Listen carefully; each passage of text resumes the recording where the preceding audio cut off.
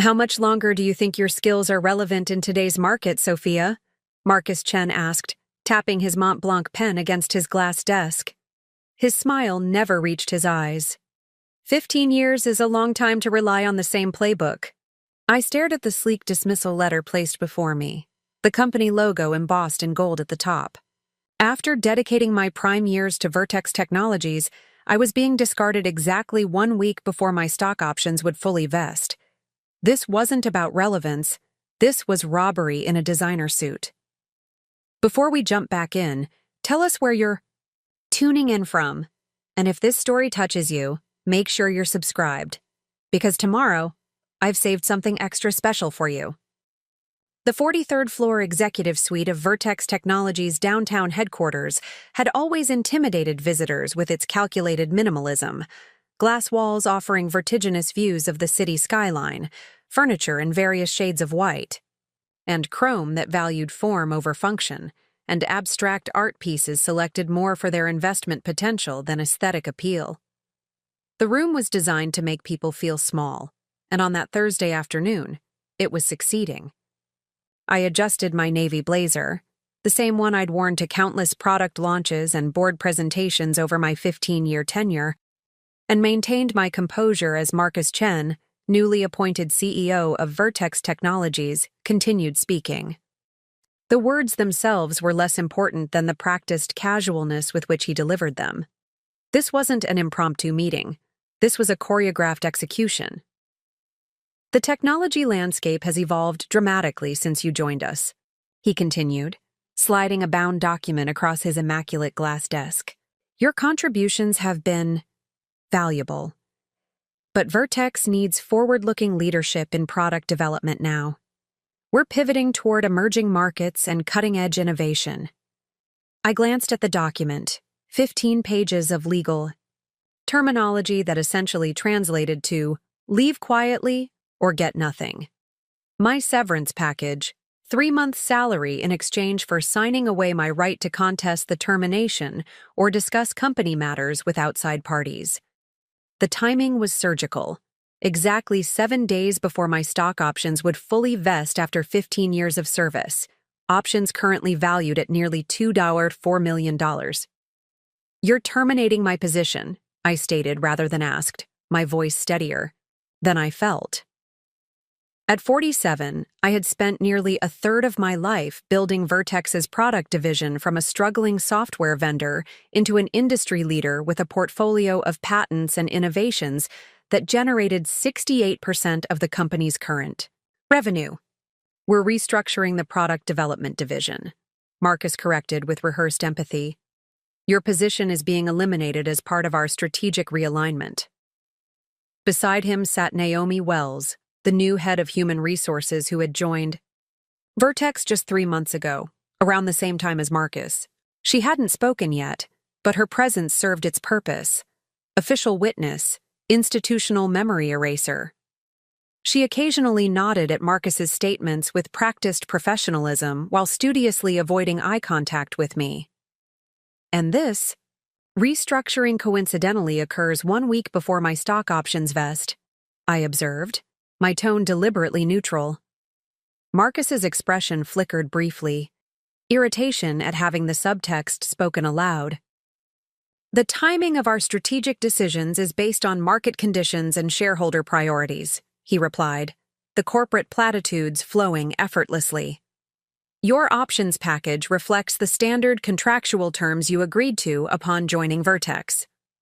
Standard contractual terms that had been modified twice during my tenure, most recently when I had declined a lucrative offer from our largest competitor 3 years ago. The retention agreement had been personally approved by our previous CEO, Jonathan Ward, who had retired 6 months earlier after building Vertex from a small tech startup into a Fortune 500 company. I thought about the projects currently under my supervision, particularly the Helios platform, our next-generation integration system that had been my focus for the past 18 months. The platform was scheduled for beta release in exactly 5 weeks. I had personally recruited and assembled the development team, structured the architecture, and secured 3 patents that protected our most innovative features. "What happens to the Helios project?" I asked, already suspecting the answer. "Brandon Davis will be stepping in as interim director for product development. He'll oversee the completion and launch of current projects," Marcus replied, naming my most recently hired senior manager, a talented but inexperienced developer who had joined us from a competitor 8 months ago. Brandon was brilliant with code but had limited understanding of our legacy systems and industry relationships, knowledge that couldn't be transferred in handover notes or transition meetings. He also lacked the historical context of why certain architectural decisions had been made, the invisible foundations upon which our technology was built. Most concerning was his limited experience navigating the complex regulatory requirements governing our healthcare and financial services integrations. "Brandon doesn't have clearance for the financial services implementations," I noted. "The compliance certification takes minimum 6 weeks, and Treasury regulations require a certified officer for the deployment phase." For a moment, uncertainty crossed Marcus's face before Naomi interjected smoothly. "We'll be temporarily bringing in compliance consultants to bridge any certification gaps," she explained. "We've contracted with GrayPath advisors to ensure all regulatory requirements are met during the transition." GrayPath was a well-known consulting firm that specialized in rapid deployments, but had a reputation for prioritizing speed over security, a particularly concerning approach for financial technology with access to sensitive customer data. The firm had been involved in 2 significant data breach incidents in the past 3 years, though their legal team had successfully deflected most liability. "I see," I replied, the implications crystallizing. They weren't just removing me. They were systematically dismantling the safeguards and due diligence processes I had built into our development pipeline. Processes that occasionally slowed deployment, but had given Vertex an unblemished security record in an industry plagued by breaches and vulnerabilities. "Your team has been informed that you're taking a personal leave effective immediately," Naomi continued. "To minimize disruption, we've communicated that you'll be unavailable for the coming weeks. Your direct reports will transition to Brandon's supervision starting tomorrow morning." The calculated efficiency of the process confirmed what I already suspected. This decision had been in motion for weeks, carefully orchestrated to appear sudden while being meticulously planned. My team had been kept in the dark, just as I had been. "When do you need my decision on the severance agreement?" I asked, my mind already processing several contingency paths. "Monday by noon would be optimal," Marcus replied, glancing at Naomi, for confirmation. "Given the sensitivity of your position, we've arranged for your personal effects to be packed and delivered to your residence by courier this evening. Your system access has been suspended effective 30 minutes ago." Of course it had. I had noticed my company phone receive a silent update during our meeting, undoubtedly removing my access credentials and possibly installing monitoring software to track any communications I might attempt with colleagues. "For security purposes, Gerald will escort you to the reception area," Naomi added, referring to the security officer undoubtedly waiting outside. The final humiliation being walked out like a potential threat rather than someone who had helped build the company from its foundations. I closed the severance folder without opening it further and stood, smoothing my skirt with the same precision I had applied to product specifications for 15 years. "I'll review the documents and respond by Monday," I said, maintaining the professional composure that had become my trademark at Vertex. Marcus appeared slightly surprised by my calm response, perhaps expecting tears, anger, or desperate negotiation. In truth, a strange clarity was emerging through the initial shock. This wasn't merely corporate politics or cost-cutting. The systematic dismantling of security protocols, the rushed handover to inexperienced leadership, the timing preceding a major product launch, these elements suggested something more concerning than simple financial opportunism. "I appreciate your professionalism, Sophia," Marcus said, standing and extending his hand as if we had concluded a routine business meeting rather than ended a 15-year career. Vertex has benefited greatly from your contributions. I shook his hand briefly, noting the perfect temperature and pressure of his grip, likely practiced in executive coaching sessions. 15 years provides valuable perspective, I replied, meeting his gaze directly. Especially about patterns and consequences. The subtle shift in his expression confirmed that my meaning had registered. I wasn't threatening. I was simply acknowledging that I understood more than he had calculated.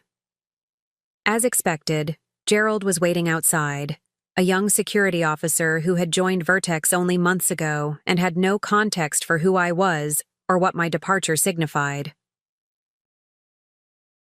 He maintained an uncomfortable professional distance as we walked through the product development floor where my team was conspicuously absent, likely called to an impromptu meeting to ensure I wouldn't encounter them during my exit. The elevator ride to the lobby was silent, the security officer checking his watch repeatedly as if to verify that proper protocols were being followed. When we reached the ground floor, he gestured toward the main entrance. "Thank you for your cooperation. Ms. Walker, have a good afternoon." I nodded politely and walked through the soaring lobby that I had helped design during the headquarters renovation 5 years earlier. The security turnstiles, once programmed to greet me by name, now required Gerald's override to allow my exit. The symbolism wasn't subtle. Outside, the September sun felt unexpectedly bright, the ordinary rhythm of downtown continuing undisturbed by the professional execution I had just experienced. I checked my personal phone, which contained only private accounts unconnected to Vertex systems. Rather than calling a rideshare as I typically would after working late, I decided to walk the 18 blocks to my condominium. The physical movement would help process what had just happened and what needed to happen next. Because while Marcus Chen believed he had just neutralized a dispensable middle-aged executive, what he had actually done was activate someone with comprehensive knowledge of Vertex's systems, partnerships, and vulnerabilities. Someone who had maintained relationships with key clients, developers, and regulators throughout the industry. Someone who had documented every questionable decision, rejected security recommendation, and compliance shortcut she had witnessed over 15 years. I wasn't just Sophia Walker, recently terminated product development director. I was the institutional memory and conscience of Vertex Technologies, and I had just been freed from all corporate constraints on using that knowledge. By the time I reached my building, the initial shock had transformed into strategic clarity. I greeted Thomas, the doorman who had known me since I purchased my condominium 8 years earlier, with my usual smile. "Everything all right, Ms. Walker?" he asked, noting my earlier-than-usual arrival. "You're home before sunset for once." "Just a change in schedule, Thomas," I replied. "I might be working from home for a while." "About time they let you have some balance," he said approvingly. "You're always the last one home in the building." If only he knew. In my apartment, I immediately went to my home office, a space I rarely used except on weekends, given my typically long hours at Vertex. I powered on my personal laptop and created a secure document to record every detail of the termination meeting while it remained fresh in my memory. Not for potential litigation, though that remained an option, but because comprehensive documentation had always been my professional methodology. Understanding complex systems required capturing details that might initially seem insignificant, but later prove critically important. As I finished documenting the meeting, my doorbell rang. The courier had arrived with my personal effects, 15 years of professional life contained in 2 cardboard boxes. I signed for them and brought them to my dining table, carefully unpacking each item. The packing had been hasty and impersonal. Framed certificates stacked against coffee mugs, technical books jumbled with personal photographs, award plaques wrapped in my spare gym clothes. Among the items was a framed photograph from Vertex's 10th anniversary celebration, me standing beside Jonathan Ward, the founder and former CEO, both of us smiling as we unveiled the company's refreshed brand identity. Jonathan's arm was around my shoulder, his expression capturing the genuine enthusiasm that had characterized his leadership. A stark contrast to Marcus Chen's calculated corporate persona. I set the photograph on my desk and continued unpacking. At the bottom of the second box, I found my personal notebooks. 12 years of handwritten notes from meetings, product development sessions, and strategic planning retreats. While all official documentation remained on Vertex's servers, these personal notes contained my unfiltered observations, concerns raised but not addressed, and the context behind key decisions that official minutes never captured. These notebooks had accompanied me to every significant meeting, their presence so constant that executives and team members alike had stopped noticing them. Their contents weren't confidential company documents, but rather my personal professional diary, protected by the same privacy conventions that covered personal journals or creative works developed on personal time. I placed the notebooks on my desk and sat back, considering my options. The severance agreement waited in my bag, its terms designed to silence me and sever all claims to compensation I had rightfully earned. Signing it would provide 3 months' salary, but cost me stock options worth millions, and, more importantly, would legally restrict my ability to protect the projects and people I had invested years developing. My phone chimed with a text message from Brandon Davis, the colleague who would be inheriting my position. Just heard the news. This is completely unexpected. Can we talk? I considered my response carefully. Brandon wasn't part of the executive decision-making process that had orchestrated my removal. He was talented but inexperienced, likely being positioned as a convenient scapegoat if the rushed Helios deployment encountered problems. Not through company channels, I texted back. Personal email only. I then turned off notifications and focused on what needed to happen next. The severance agreement required my signature by Monday, which gave me 3 days to fully assess the situation and determine my response. 3 days to understand not just what had happened, but why it had happened precisely when it did. Preparing and narrating this story took us a lot of time, so if you are enjoying it, subscribe to our channel. It means a lot to us. Now, back to the story. Because while Marcus Chen and the new executive team saw me as an expensive legacy resource, with outdated skills, what they failed to understand was that my value wasn't in writing code or designing user interfaces. My value was in the comprehensive understanding of complex interconnected systems, both technological and human, that could only be developed through years of focused attention. They had dismissed me as outdated, but as I reviewed my notebooks and considered the timing of recent decisions, a troubling pattern began to emerge, one that suggested outdated wasn't their actual concern. The real issue was that I knew too much, observed too carefully, and, most dangerously, had the institutional credibility to raise questions that others couldn't dismiss.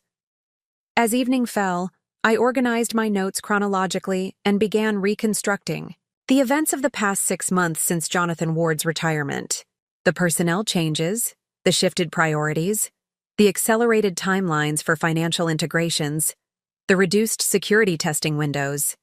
Each decision individually seemed like typical corporate evolution under new leadership. Collectively, they formed a more concerning picture. By midnight, I had constructed a detailed timeline that confirmed my suspicions. This wasn't just about saving my salary or avoiding my stock options. This was about removing the primary obstacle to a fundamentally flawed product deployment strategy that prioritized speed and market positioning over security and stability.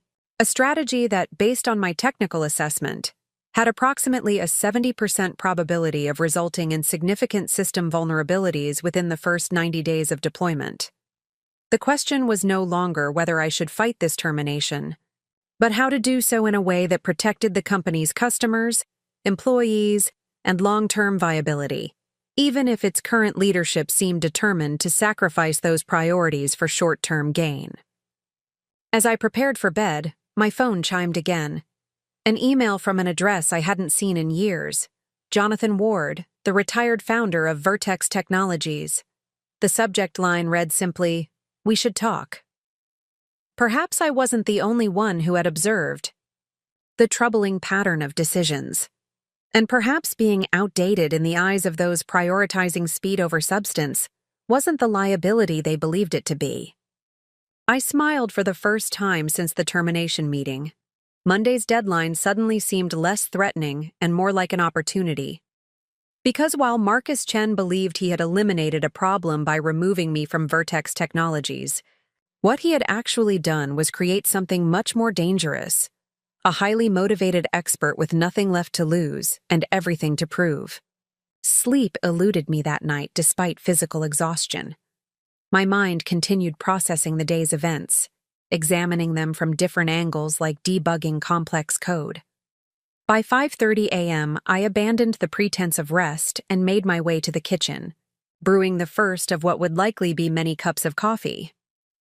The city was still dark outside my windows, the financial district's skyscrapers illuminated only by security lighting and the occasional office where someone was working improbably early or perhaps improbably late.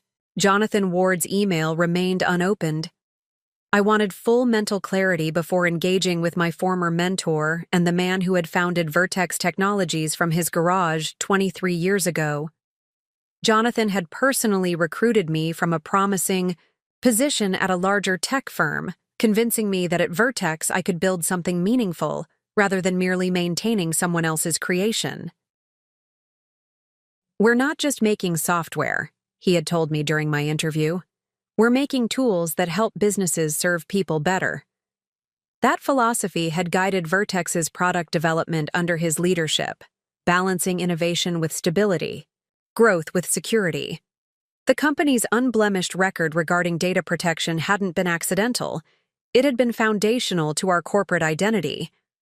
With coffee in hand, I settled at my dining table where I had spread my notebooks the previous evening. The morning light gradually strengthened, illuminating 15 years of carefully documented observations. I reached for my phone and opened Jonathan's email. "Sophia, heard about yesterday's decision. Not what I envisioned for the company. My contact details are below. Secure channels only. JW." Brief and careful. Jonathan had always been judicious. In his written communications, particularly regarding sensitive matters. The reference to secure channels indicated his awareness that standard communications might be monitored, a reasonable precaution given the circumstances. I crafted an equally careful reply from my personal email account. "Available to connect at your convenience. Prefer in person if possible." While waiting for his response, I returned to my notebooks, focusing on entries from the past 6 months, since Jonathan's retirement and Marcus Chen's appointment as CEO. I had documented the initial transition meetings, including Marcus's ambitious growth targets and his repeated references to unnecessary procedural barriers in our product development cycle, his thinly veiled criticism of our security and compliance protocols. One entry from 3 months ago stood out particularly.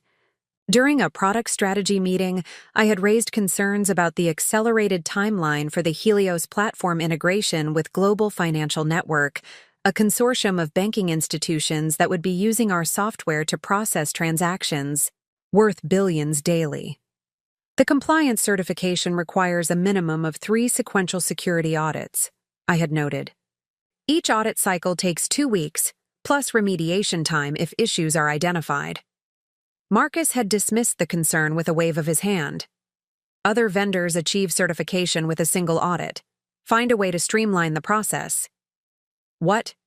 My notes recorded, but the official minutes omitted, was my response. Those vendors have experienced security breaches. Our protocol exists because it works. The following day, Marcus had introduced Naomi Wells as our new head of human resources, along with 3 new board members with backgrounds primarily in venture capital rather than technology. Within weeks, several long-standing executives had announced their decisions to pursue other opportunities, the standard euphemism for encouraged departures. My phone chimed with Jonathan's response. Meridian Coffee House, 10 a.m., corner table. At the back. Meridian was a small independent cafe known for its lack of surveillance cameras and limited cellular reception, an increasingly rare combination in the digital age. It was also located in a neighborhood far from Vertex headquarters, or the homes of current executives, making a chance encounter unlikely. I spent the next 2 hours systematically reviewing my documentation of the Helios platform development, particularly the security and compliance aspects that Marcus had consistently pushed to accelerate. The pattern became increasingly clear. AI, systematic dismantling of safeguards in favor of speed and market positioning. Most concerning was the handling of the encryption protocols for financial transaction data.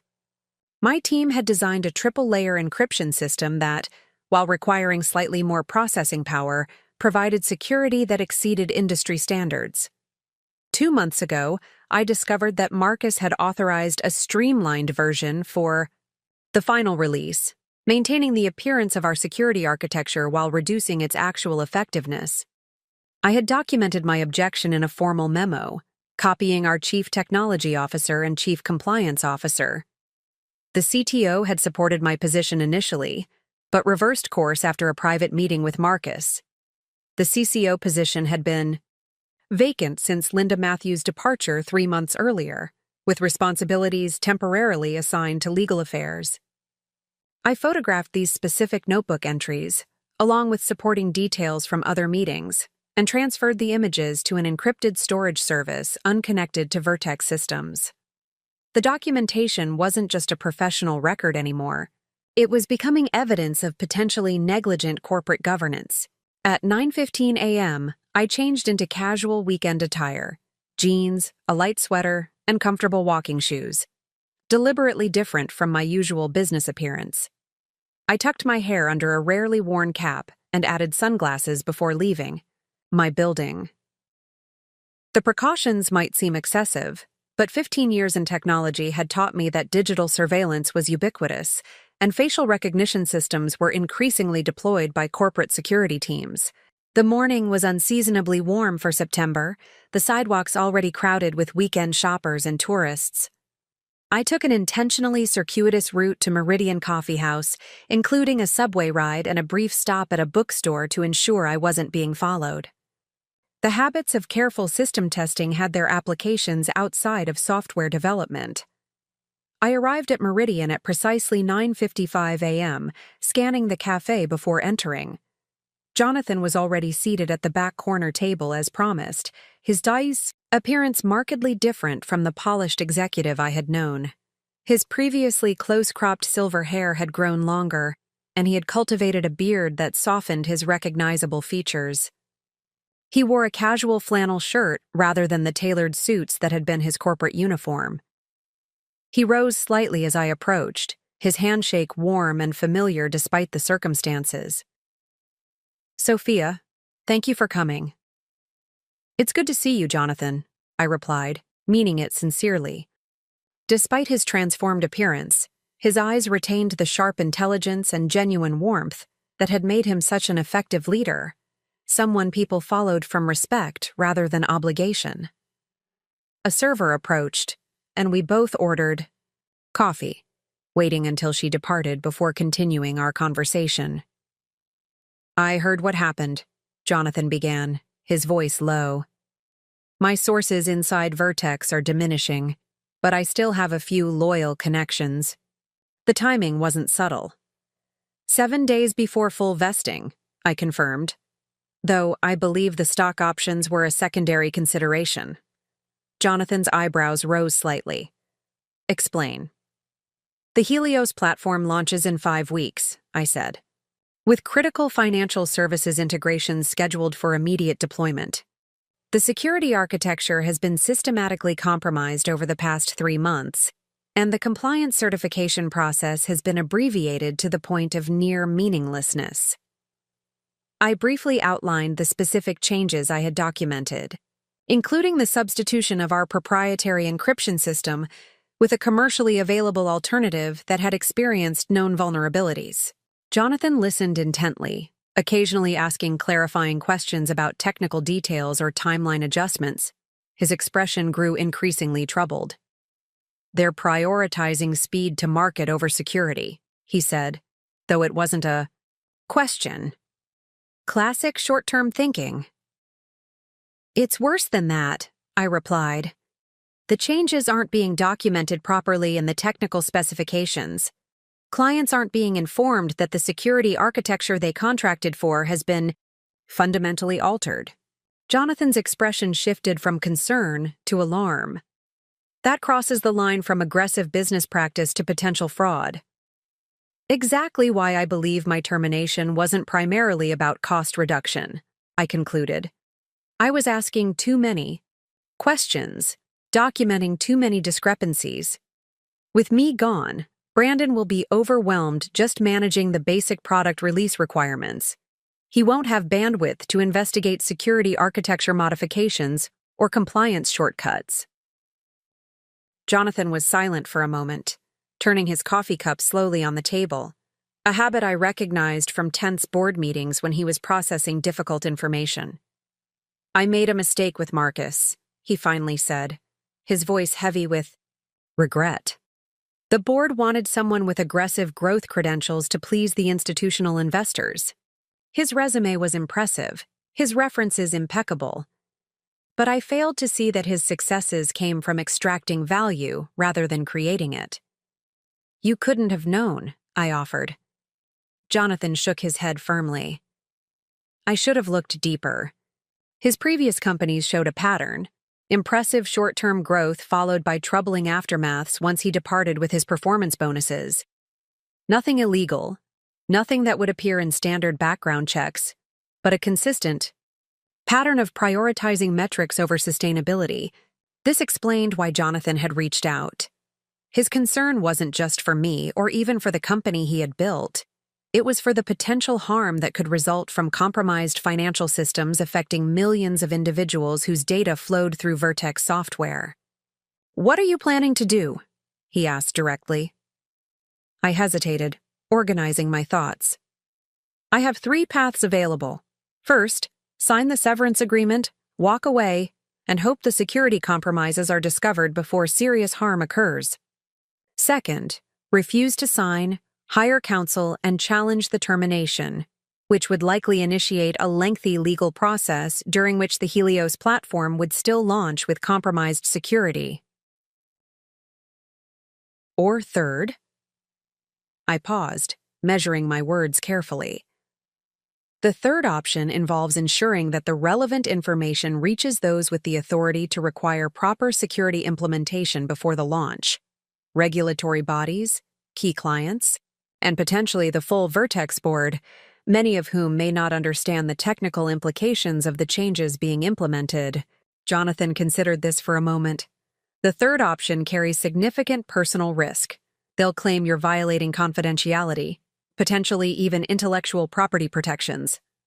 "I'm aware," I acknowledged, "but I've been careful to document concerns through proper channels before my termination. I've maintained personal notes rather than copying company documents. And most importantly, the potential harm from compromised financial systems far outweighs the personal risk." Jonathan studied me with a newfound respect, no longer looking at the talented product director he had mentored, but at a professional equal making a principled stand. "You'd be sacrificing your severance at minimum," he noted. "Potentially, facing litigation as well." "Some things matter more than money," I replied simply. "You taught me that, Jonathan. Vertex was built on the principle that we serve people first, profit second. I still believe in that vision, even if current leadership doesn't." He nodded slowly, a decision visibly forming.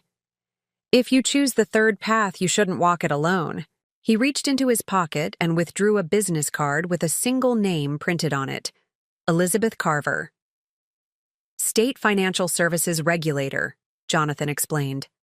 "Formerly with the Federal Office of Technology Assessment. Impeccable, reputation for fairness and discretion. She understands both the technical and regulatory aspects of financial technology." I took the card carefully. "You know her personally?" We served together on a cybersecurity advisory committee for the Treasury Department 5 years ago, he confirmed. She's thorough, ethical, and most importantly, she focuses on preventing harm rather than merely punishing wrongdoing. This was exactly the type of contact I needed. Someone with the authority to intervene without necessarily destroying Vertex in the process. My goal wasn't vengeance but correction, not punishment but prevention. Thank you, I said, tucking the card into my pocket. This helps considerably. There's something else you should know, Jonathan added, leaning forward slightly. Marcus has been systematically replacing board members who might question his methods.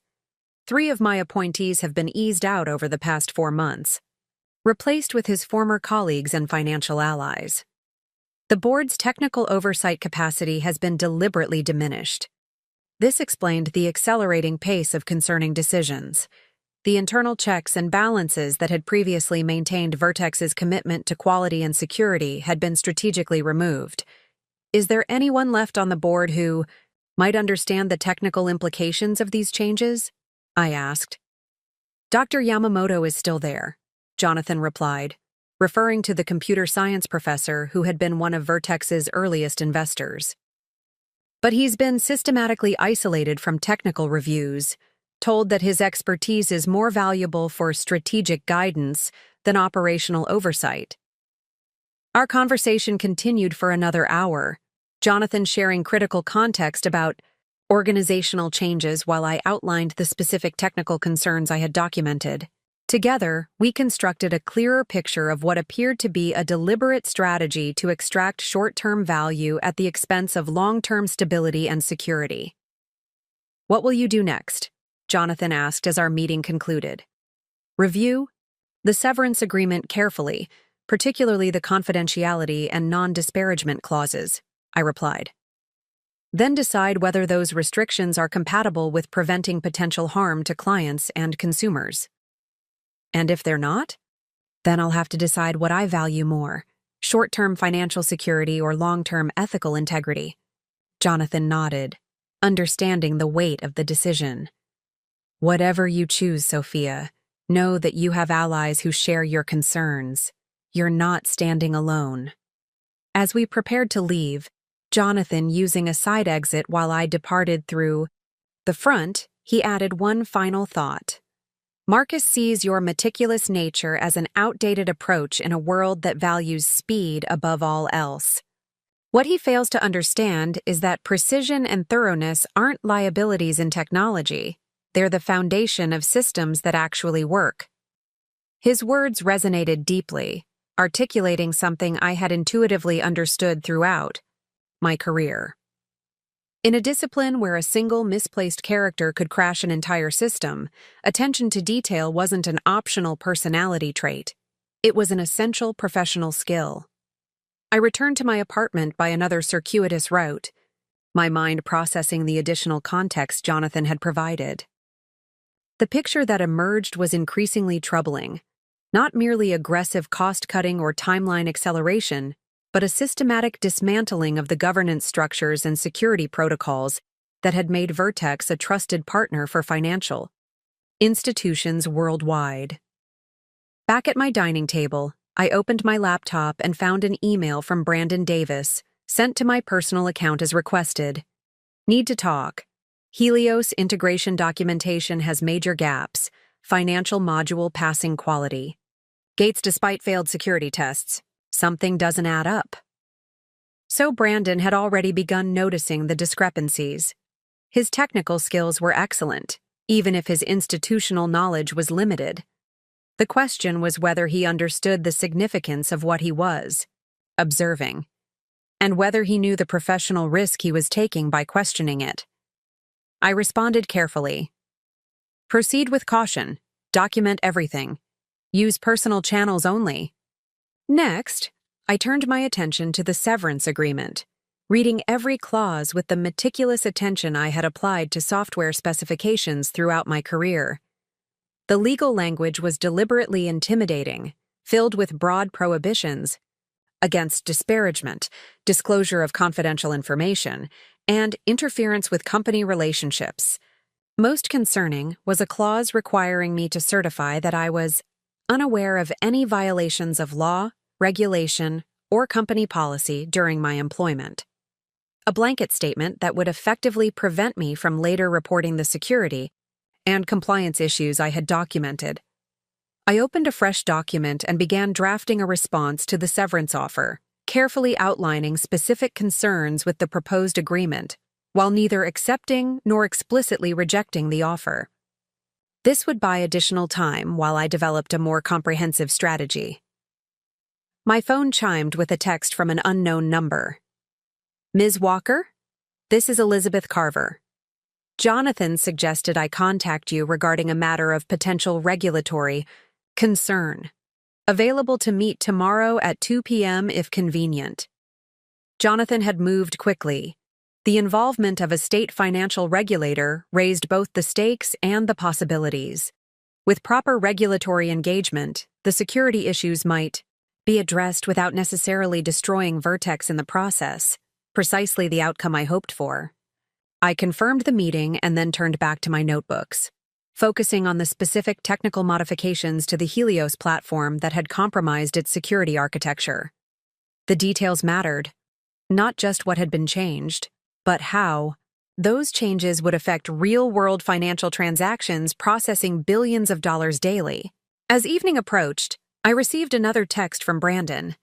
Chen called emergency meeting, accelerating Helios launch by 2 weeks. Compliance checks being streamlined further. Need your guidance. The acceleration was alarming, but not surprising.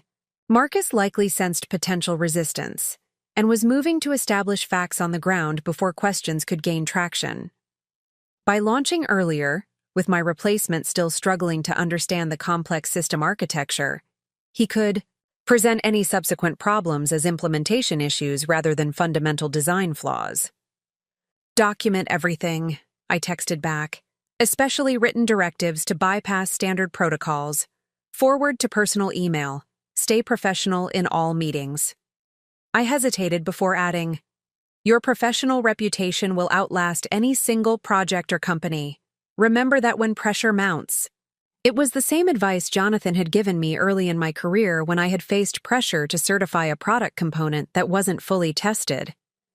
That guidance had shaped my professional ethics and given me the courage to maintain standards, even when doing so was uncomfortable or inconvenient.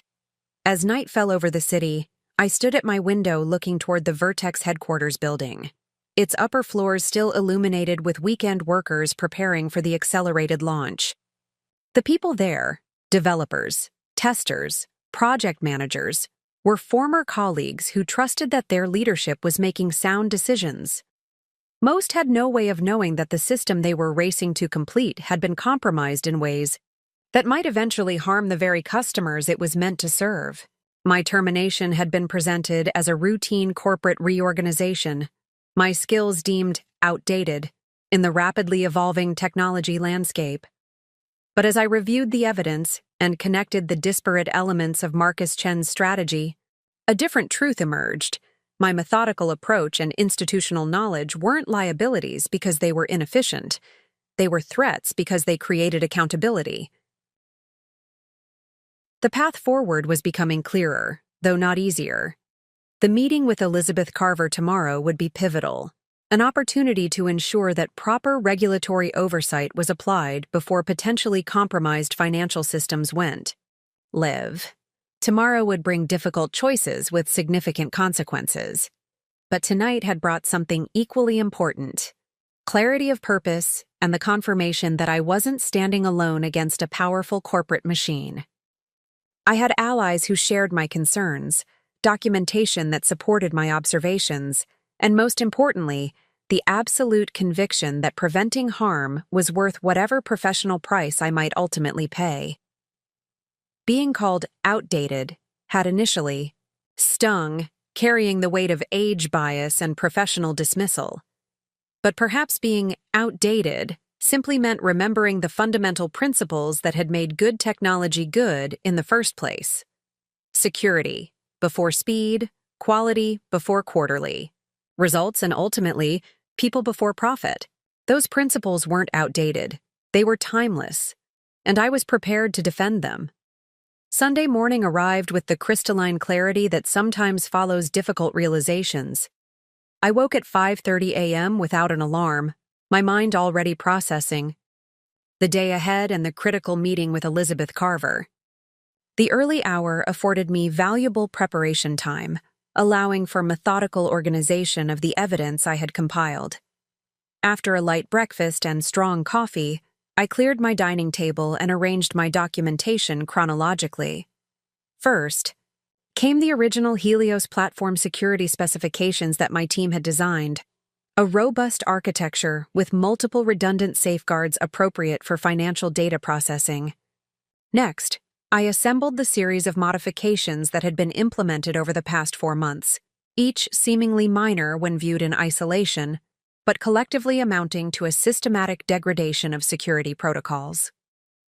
Most critically, I gathered evidence showing that these modifications hadn't been properly communicated to clients or noted in official documentation. The financial institutions preparing to implement Vertex's software would be doing so with a fundamental misunderstanding of its actual security capabilities. Preparing for the meeting with Elizabeth Carver required careful consideration of regulatory perspectives. Financial technology regulations balanced competing priorities, encouraging innovation while protecting system integrity, promoting efficiency while ensuring security.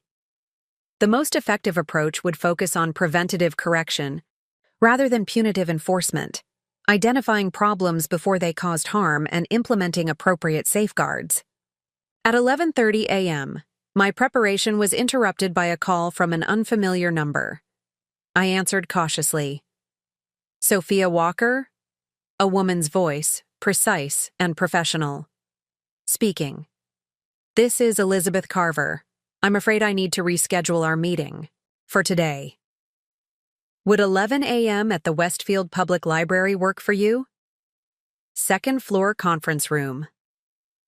The change in time and location was unexpected, but not necessarily concerning. Public officials often maintained flexible schedules, particularly when handling sensitive matters. That would be fine, I confirmed. I'll be there. Bring whatever documentation you consider relevant. And Ms. Walker, she paused briefly. It would be prudent to avoid company or personal devices that might be monitored. This final caution confirmed my impression that Elizabeth Carver understood the sensitivity of the situation. Her suggestion to avoid potentially monitored devices aligned with my own security precautions. Understood, I replied simply. I adjusted my schedule accordingly, gathering the most critical documentation into a traditional paper folder rather than digital formats. The approach felt almost anachronistic in the digital age, precisely why it offered a certain security. Digital files could be monitored, tracked, and remotely accessed. Physical documents required physical presence to view. At 10:30 a.m., I left my apartment and took a circuitous route to the library, using public transportation and making several unnecessary transfers to identify potential surveillance. The precautions might seem excessive, but 15 years in technology had taught me that digital privacy was increasingly illusory, particularly when corporate interests were at stake. The Westfield Public Library occupied a century-old sandstone building that had been internally modernized while preserving its historical character. I climbed the marble staircase to the second floor, following signs to the conference rooms. Elizabeth Carver was already waiting, seated at a polished oak table with a leather portfolio open before her. She rose as I entered, a tall woman in her mid-50s with silver-streaked dark hair and the composed demeanor of someone accustomed to handling sensitive information. Her handshake was firm, her assessment direct, but not unfriendly. Ms. Walker, thank you for meeting on short notice. Thank you for your interest in this matter, I replied, taking the seat across from her. Jonathan Ward speaks highly of you, she noted, which carries significant weight in my assessment. Before we begin, I should clarify my position and authority. She provided a concise overview of her role with the state financial services, Regulatory Commission, particularly her oversight of technology implementations affecting state-chartered financial institutions.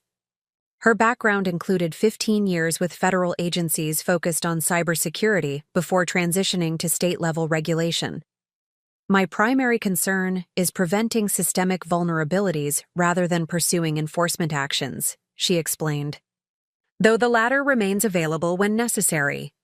This approach aligned perfectly with my objectives, addressing the security issues before they caused harm, rather than punishing Vertex after damage occurred.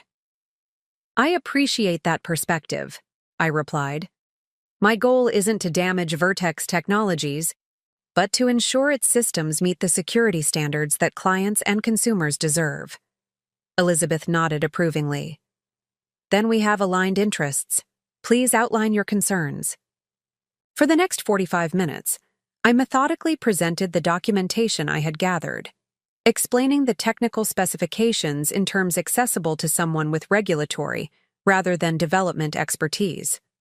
I detailed the original security, architecture, the subsequent modifications, and most importantly, the discrepancies between what clients had been promised and what would actually be delivered. Elizabeth took meticulous notes, occasionally asking precise questions that demonstrated her technical understanding.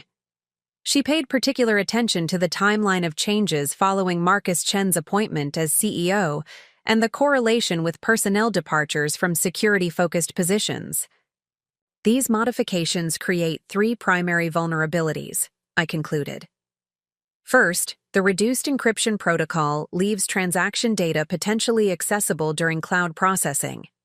Second, the abbreviated authentication sequence creates opportunities for session hijacking. And third, the modified API endpoints lack the intrusion detection capabilities specified in client contracts.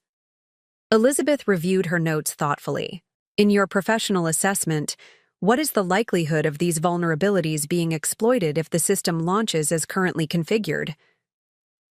Impossible to quantify precisely, I admitted, maintaining the factual accuracy that had characterized my career.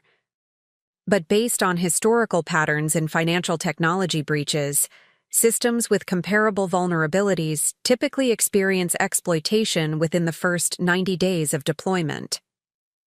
And the potential scope of compromise if exploitation occurs? Worst-case scenario would be unauthorized access to transaction data across multiple financial institutions simultaneously, I explained.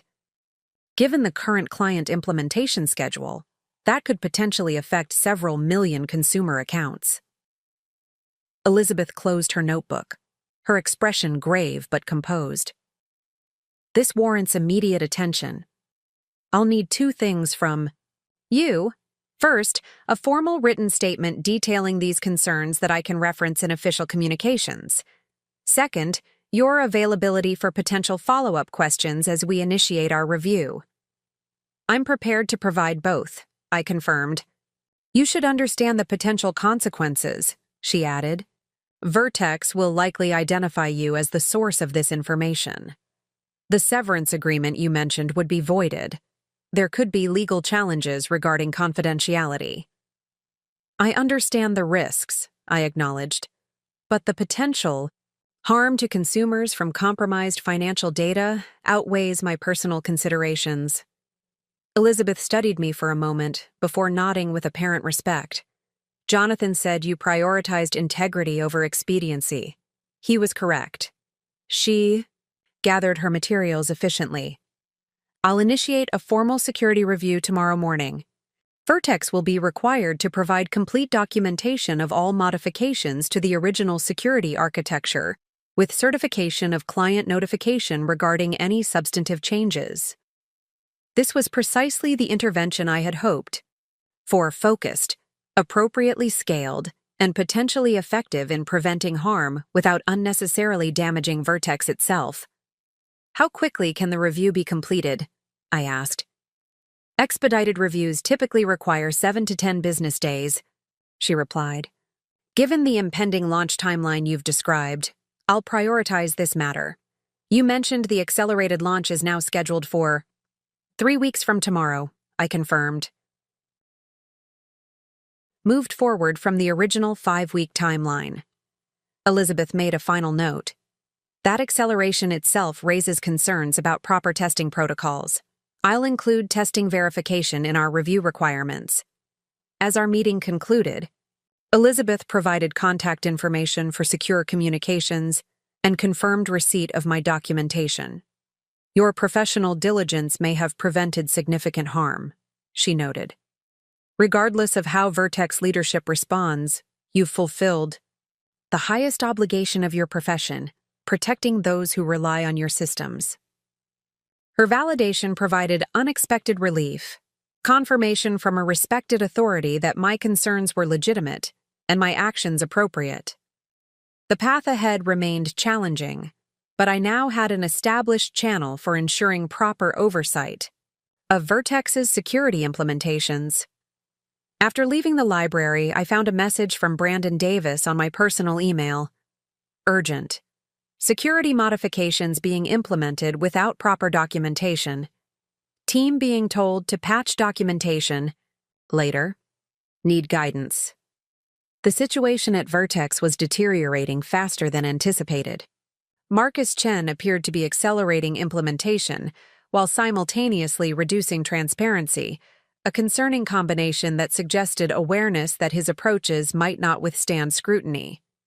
I considered my response carefully. Brandon was taking significant professional risk by contacting me, potentially jeopardizing his position if discovered.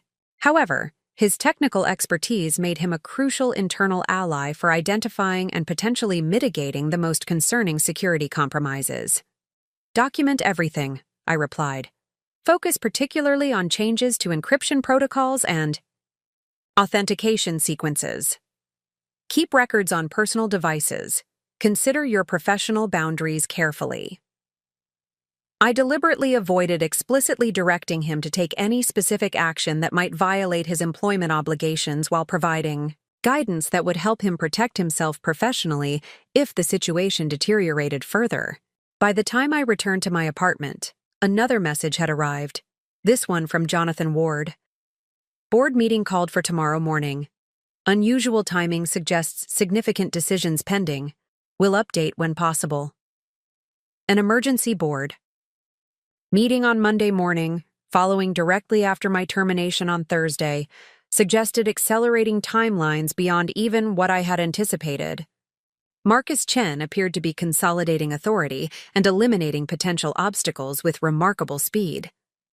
I spent the remainder of Sunday preparing my formal statement for Elizabeth Carver, carefully balancing technical detail with regulatory relevance. The document needed to be comprehensive enough to justify intervention while focused enough to enable prompt action. I included references to specific regulatory requirements that the modified system would potentially violate, particularly regarding data security and client notification obligations. As evening approached, I received an unexpected email from Naomi Wells, Vertex's head of human resources. Ms. Walker, as we haven't received your signed severance agreement, I wanted to confirm your intentions regarding our offer. The terms are time-sensitive, with the proposed package available only until noon tomorrow. Please advise if you require any clarification of the terms. The timing wasn't coincidental. One final attempt to secure my silence before the board. Meeting tomorrow. The severance package represented significant immediate financial security, offering 3 months' salary and healthcare continuation in exchange for comprehensive non-disclosure and non-disparagement agreements. The decision crystallized with unexpected clarity. I would not be signing. Whatever financial security the package offered paled in comparison to the professional and ethical implications of accepting constraints on my ability to address legitimate security concerns. I drafted a measured response. Ms. Wells, thank you for following up. After careful review of the proposed agreement, I find I cannot accept the terms as presented, particularly regarding the certifications required in Section 7.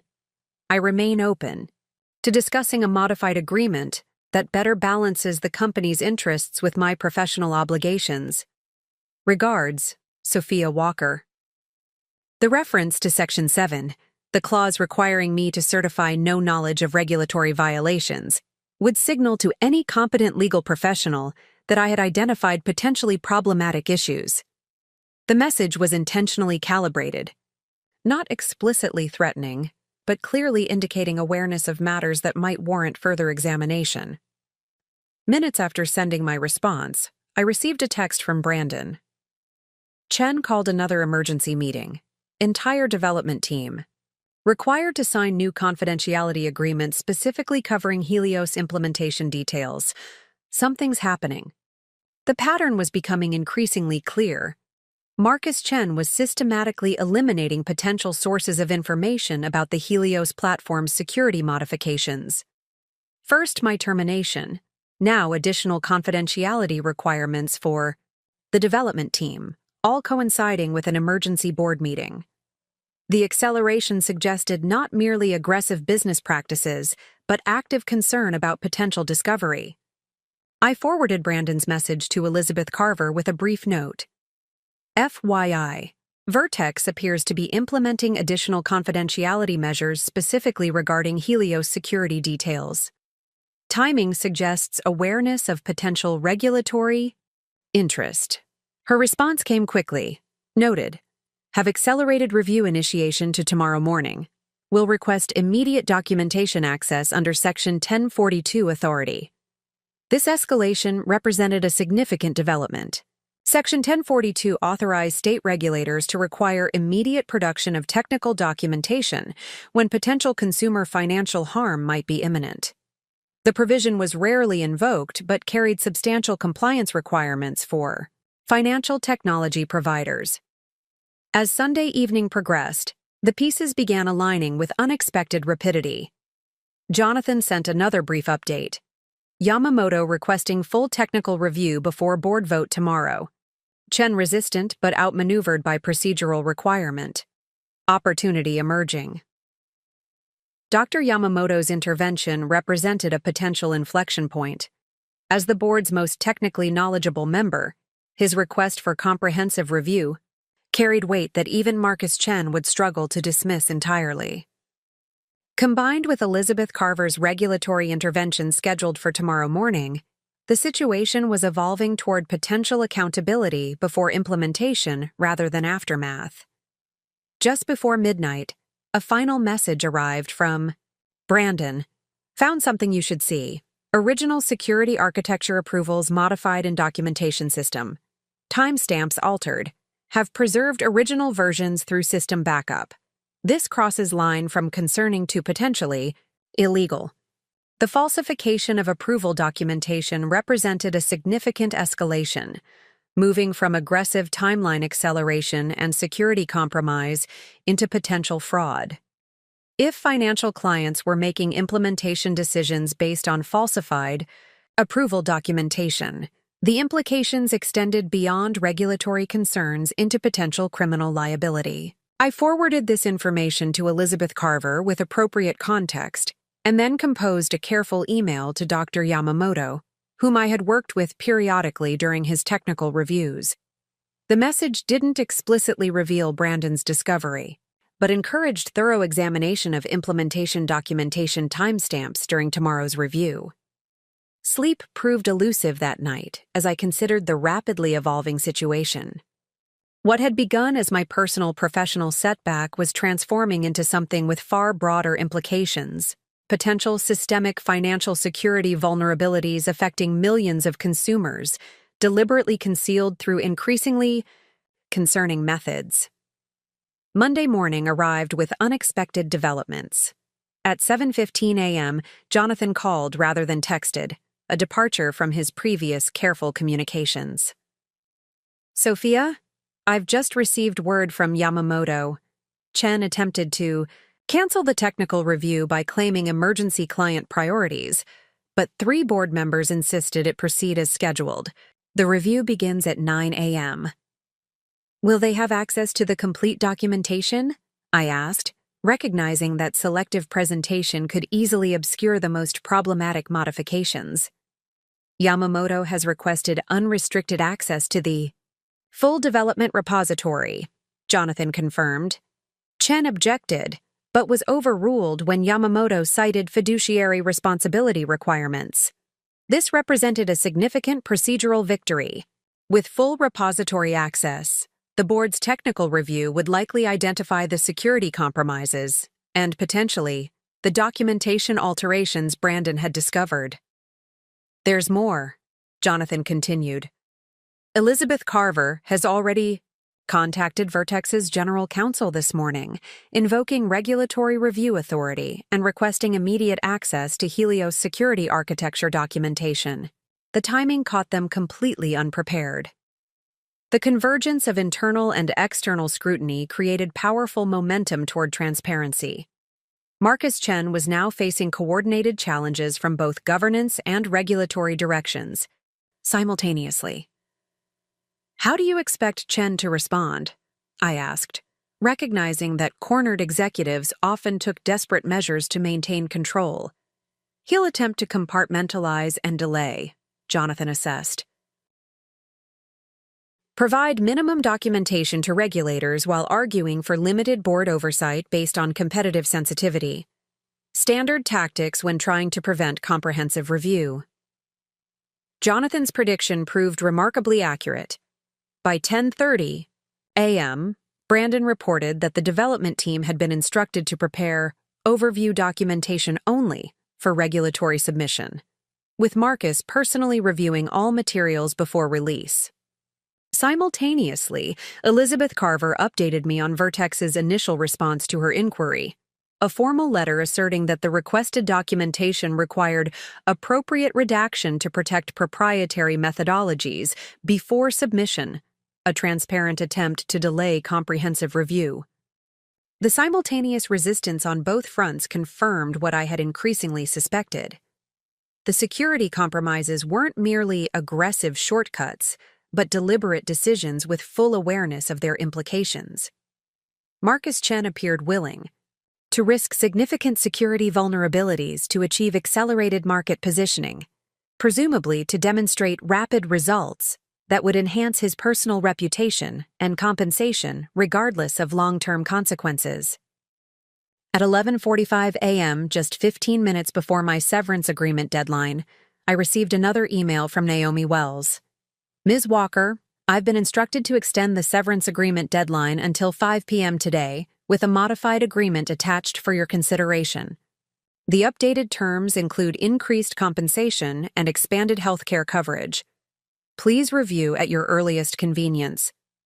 The timing was revealing, clearly a response to mounting pressures from both the board review and regulatory inquiry.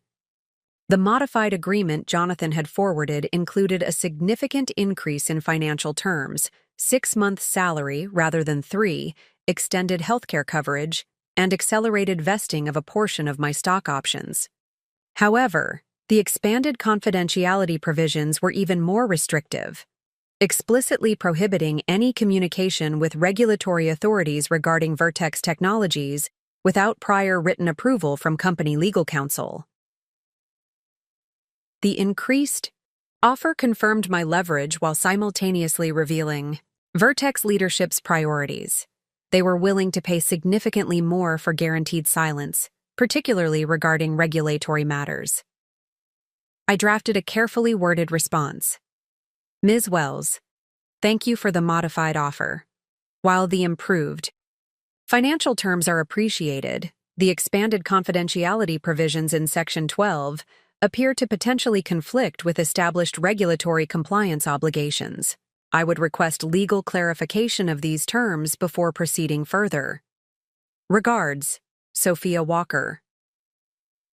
The response was calculated to buy additional time while signaling continued awareness of regulatory considerations, a subtle reminder that aggressive confidentiality provisions might themselves raise regulatory concerns.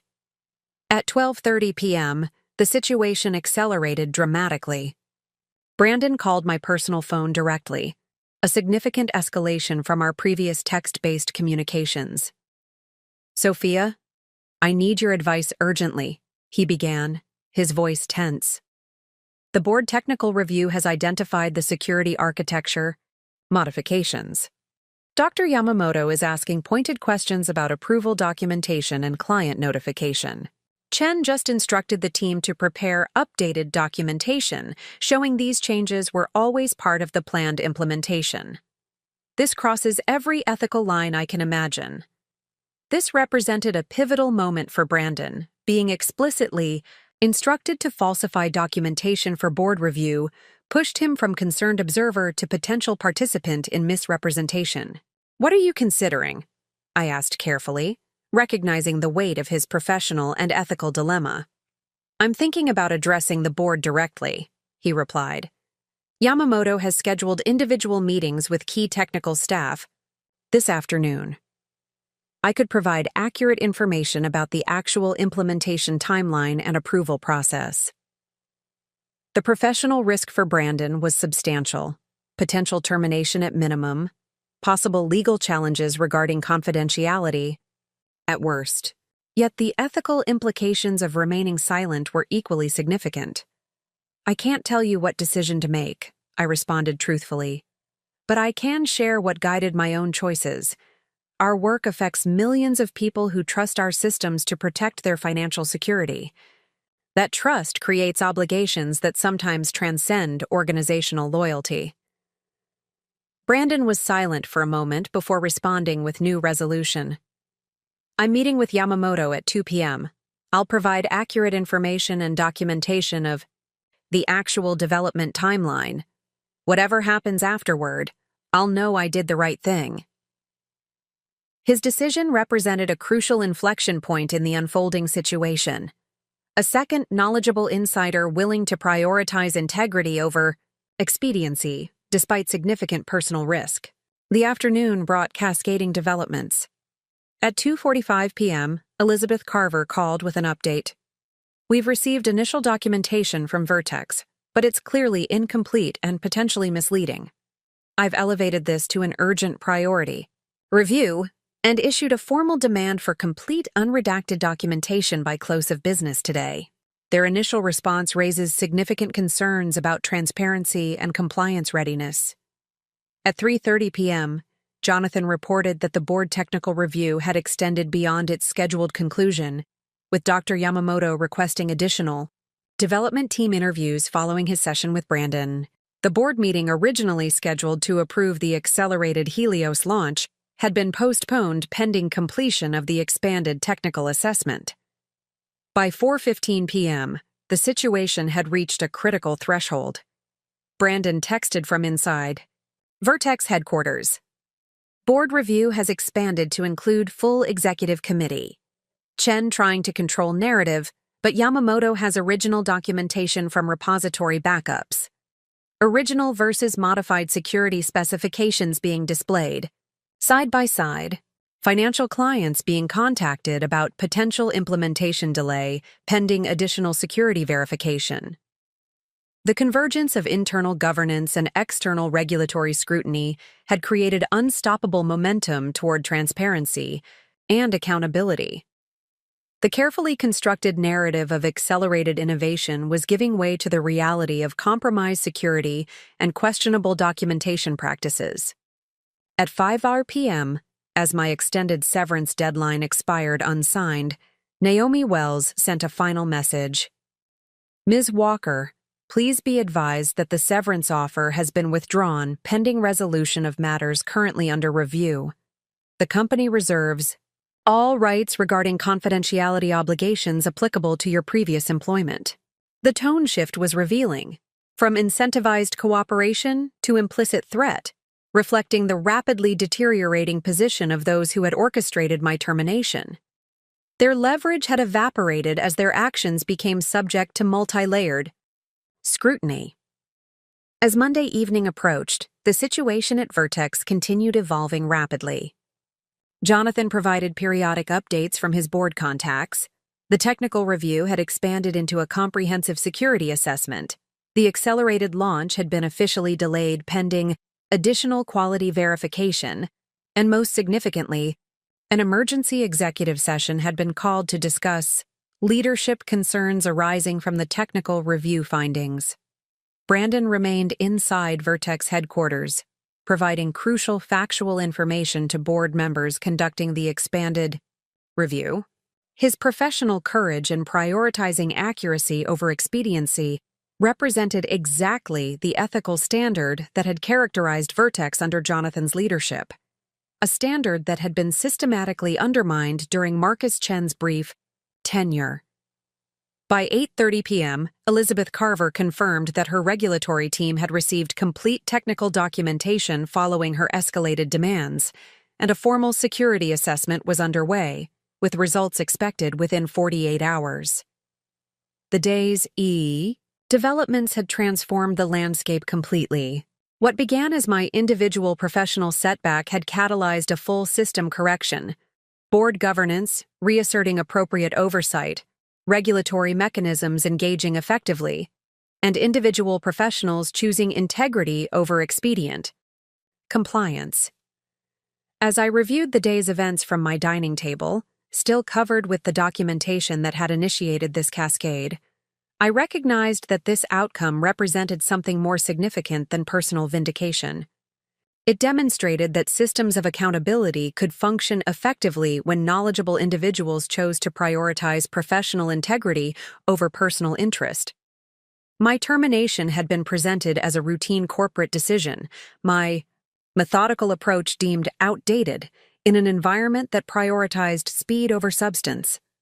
Yet that same methodical approach, the careful documentation, the systematic analysis, the principled assessment, had ultimately revealed critically important patterns that might otherwise have remained obscured until significant harm occurred. The day's events confirmed something I had always believed but rarely seen demonstrated so clearly.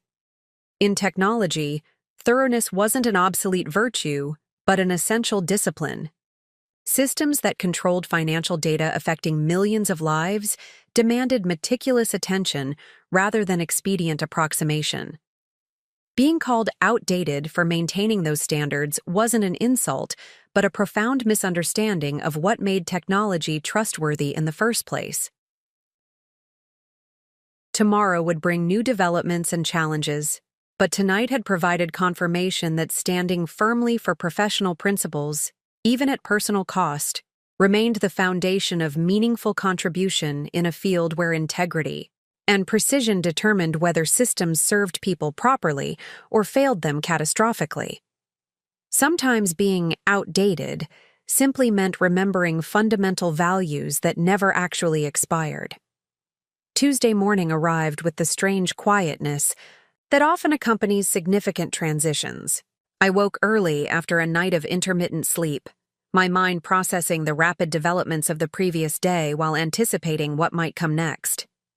The familiar routine of preparing for work, a routine that had structured my weekdays for 15 years, had been abruptly terminated, yet I found myself more professionally engaged than ever. My phone displayed several notifications that had arrived overnight. The first was from Jonathan Ward, time-stamped 11:42 p.m. Emergency board session concluded. Executive committee established to review leadership alignment with company values and governance standards. Chen temporarily divested of product approval authority pending review completion. Yamamoto heading technical assessment team with unrestricted access. This represented a significant shift in authority, the board reasserting governance control by effectively limiting Marcus Chen's decision-making power regarding the Helios platform. Dr. Yamamoto's leadership of the technical assessment ensured that someone with genuine understanding would evaluate the security modifications rather than merely accepting executive assurances. The second message was from Brandon, sent at 1:15 a.m. Finally home. Board review expanded to full security audit of all Helios components. Chen tried to characterize modifications as routine optimizations, but documentation trail proved otherwise. Yamamoto requested my continued involvement in review process. Meeting again at 8 a.m. Brandon's continued participation in the review process was crucial. His detailed knowledge of the current implementation would help identify precisely which components had been compromised and how they might be properly restored. His willingness to provide accurate information despite personal risk had proven instrumental in establishing the factual foundation for board intervention. The third notification was an email from Elizabeth Carver, sent at 6:30 a.m. Ms. Walker, our preliminary assessment confirms your core concerns regarding the modified security architecture. We've identified multiple instances where implemented. Protocols differ materially from client documentation without appropriate disclosure. I've scheduled a call with Vertex's General Counsel and Compliance Officer for 9 a.m. to discuss immediate remediation requirements. Would value your technical input during this process if you're available. Her message confirmed that regulatory oversight was functioning as designed, identifying potential harm before implementation rather than responding to breaches after they occurred. The request for my continued involvement indicated recognition of my technical knowledge rather than dismissal of my perspective as outdated. I replied to Elizabeth confirming my availability for consultation, then prepared for what promised to be another day of significant developments. The rapid mobilization of both governance and regulatory responses suggested that the situation at Vertex was approaching a critical inflection point, the moment when temporary intervention might become permanent correction. At 10:15 a.m., Jonathan called with an update on the morning's developments. Sophia, the situation is evolving quickly. The board's executive committee met at 7 a.m. and has established a formal leadership review process. Marcus has been placed on administrative leave pending completion of the review. This was a significant escalation, moving from restricted authority to formal separation, albeit temporarily. What prompted the administrative leave? I asked, recognizing that boards typically preferred less disruptive interventions when possible. Yamamoto's technical team discovered that some of the documentation alterations weren't merely retrospective adjustments, but involved backdated approval signatures, Jonathan explained. When confronted with this evidence during this morning's executive session, Marcus attempted to shift responsibility to the development team leads. Brandon was able to produce original email directives proving otherwise. The attempted deflection of responsibility onto team members represented a particularly concerning ethical breach, sacrificing subordinates to protect executive decisions. Brandon's foresight in preserving original communications had proven crucial in establishing the actual chain of accountability. The board has named Patricia Hernandez as acting CEO, Jonathan continued, referring to Vertex's long-serving chief operating officer. She's been instructed to ensure full cooperation with both the internal assessment and regulatory review. Patricia was a 20-year Vertex veteran who had risen through operations management rather than technology development. Her expertise lay in process implementation rather than product innovation, precisely the perspective needed to address procedural failures that had enabled security compromises. And the Helios platform? I asked, concerned about the project itself beyond the leadership issues. Launch officially delayed by minimum 60 days, Jonathan confirmed. Full security architecture reassessment ordered with instruction to prioritize original specifications over timeline considerations. This represented exactly the reset needed, refocusing on security fundamentals rather than arbitrary market timing. The delay would create short-term marketplace challenges, but potentially prevent catastrophic long-term consequences from compromised financial systems. Helios can be salvaged, I noted, recognizing the importance of preserving the platform's innovative components while addressing its security deficiencies. The core architecture remains sound if the compromised components are properly restored. The board recognizes that, Jonathan agreed. Which leads to something else I need to discuss with you. Patricia has requested authorization to contact you regarding potential consulting during the restoration process. Your knowledge of the original architecture would be valuable in ensuring proper implementation. The invitation represented a remarkable reversal, from terminated employee deemed outdated to requested expert consultant within the span of 5 days. The irony wasn't lost on me, though vindication wasn't my primary objective. My priority remains ensuring the system meets appropriate security standards before deployment, I replied. If consulting helps achieve that outcome, I'm open to the possibility. I thought you might say that, Jonathan observed. Patricia will likely reach out later today once the board formally approves the arrangement. The morning continued, with rapid developments. Elizabeth Carver called at 11:30 a.m. to provide an update on the regulatory intervention. I've just concluded the call with Vertex's legal and compliance teams, she began. They've acknowledged the documentation discrepancies and agreed to implement a supervised remediation plan with weekly progress verification. How did they explain the discrepancies? I asked, curious about the institutional narrative emerging. To account for the systematic security compromises. Their current position attributes the issues to communication failures during leadership transition, Elizabeth replied, her tone suggesting professional skepticism. They're carefully avoiding admissions that might create liability while committing to comprehensive correction moving forward. This represented a predictable corporate approach, acknowledging problems without accepting accountability, positioning systemic issues as isolated communication failures rather than deliberate decisions. However, the commitment to supervised remediation with verification protocols would ensure actual correction regardless of the face-saving narrative.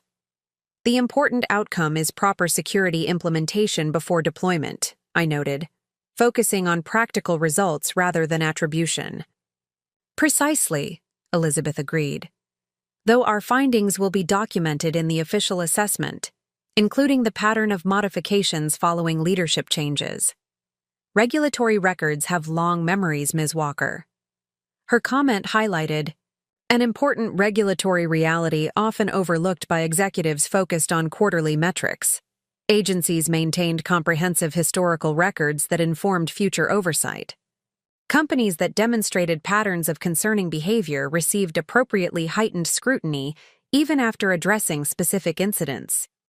At 1:15 p.m., Brandon texted from inside Vertex headquarters. Technical review expanding beyond Helios to all recent product modifications. Development team speaking freely now about other corners cut in recent months. Chen supporters in management becoming notably scarce today. The expanding assessment suggested that the security compromises in Helios might represent a broader pattern of degraded standards following Marcus Chen's appointment, potentially affecting multiple product lines rather than a single platform. The cultural shift Brandon described, team members speaking openly about previously suppressed concerns, indicated how quickly organizational behavior could change when leadership priorities shifted. By mid-afternoon, the situation at Vertex had become public. Technology industry publications ran headlines about leadership transition and product launch delays at Vertex Technologies, with financial analysts speculating about potential impacts on quarterly results. The company's stock price had dropped 8% by closing bell, reflecting market uncertainty about the unexpected developments. At 4:30 p.m., I received a call from Patricia Hernandez, Vertex's acting CEO. Ms. Walker, thank you for taking my call, she began with characteristic directness.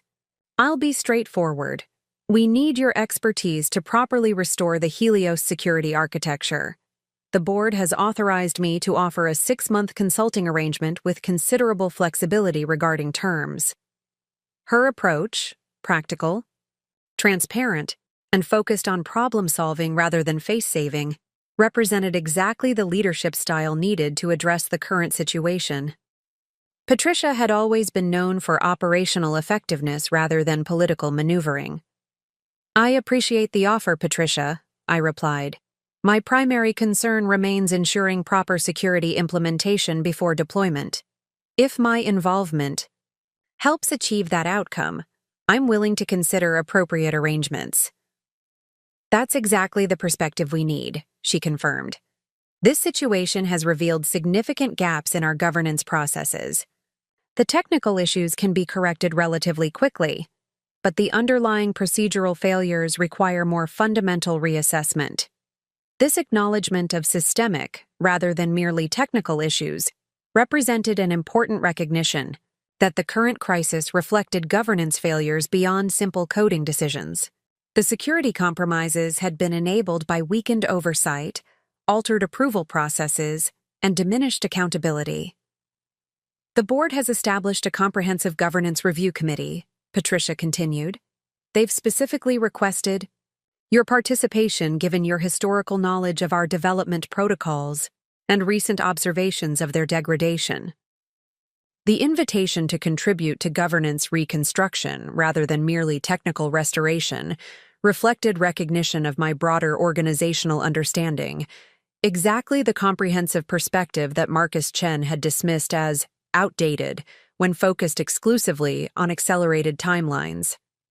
We discussed preliminary terms for a consulting arrangement that would include both technical guidance for Helios restoration and advisory input on governance reconstruction. The proposed compensation was significant, considerably more than my previous salary, but the more meaningful aspect was the explicit value placed on institutional knowledge and systematic thinking. We need to rebuild trust, Patricia acknowledged toward the end of our conversation. Not just with clients and regulators, but with our own team members who raised concerns that weren't appropriately addressed. Your involvement would send an important signal about the values we're recommitting to. The framework we established would allow me to maintain independence while providing crucial guidance during Vertex's recovery process. I would participate in the Helios Restoration Project and Governance Committee as an external advisor rather than rejoining as an employee, maintaining appropriate separation to ensure objective assessment.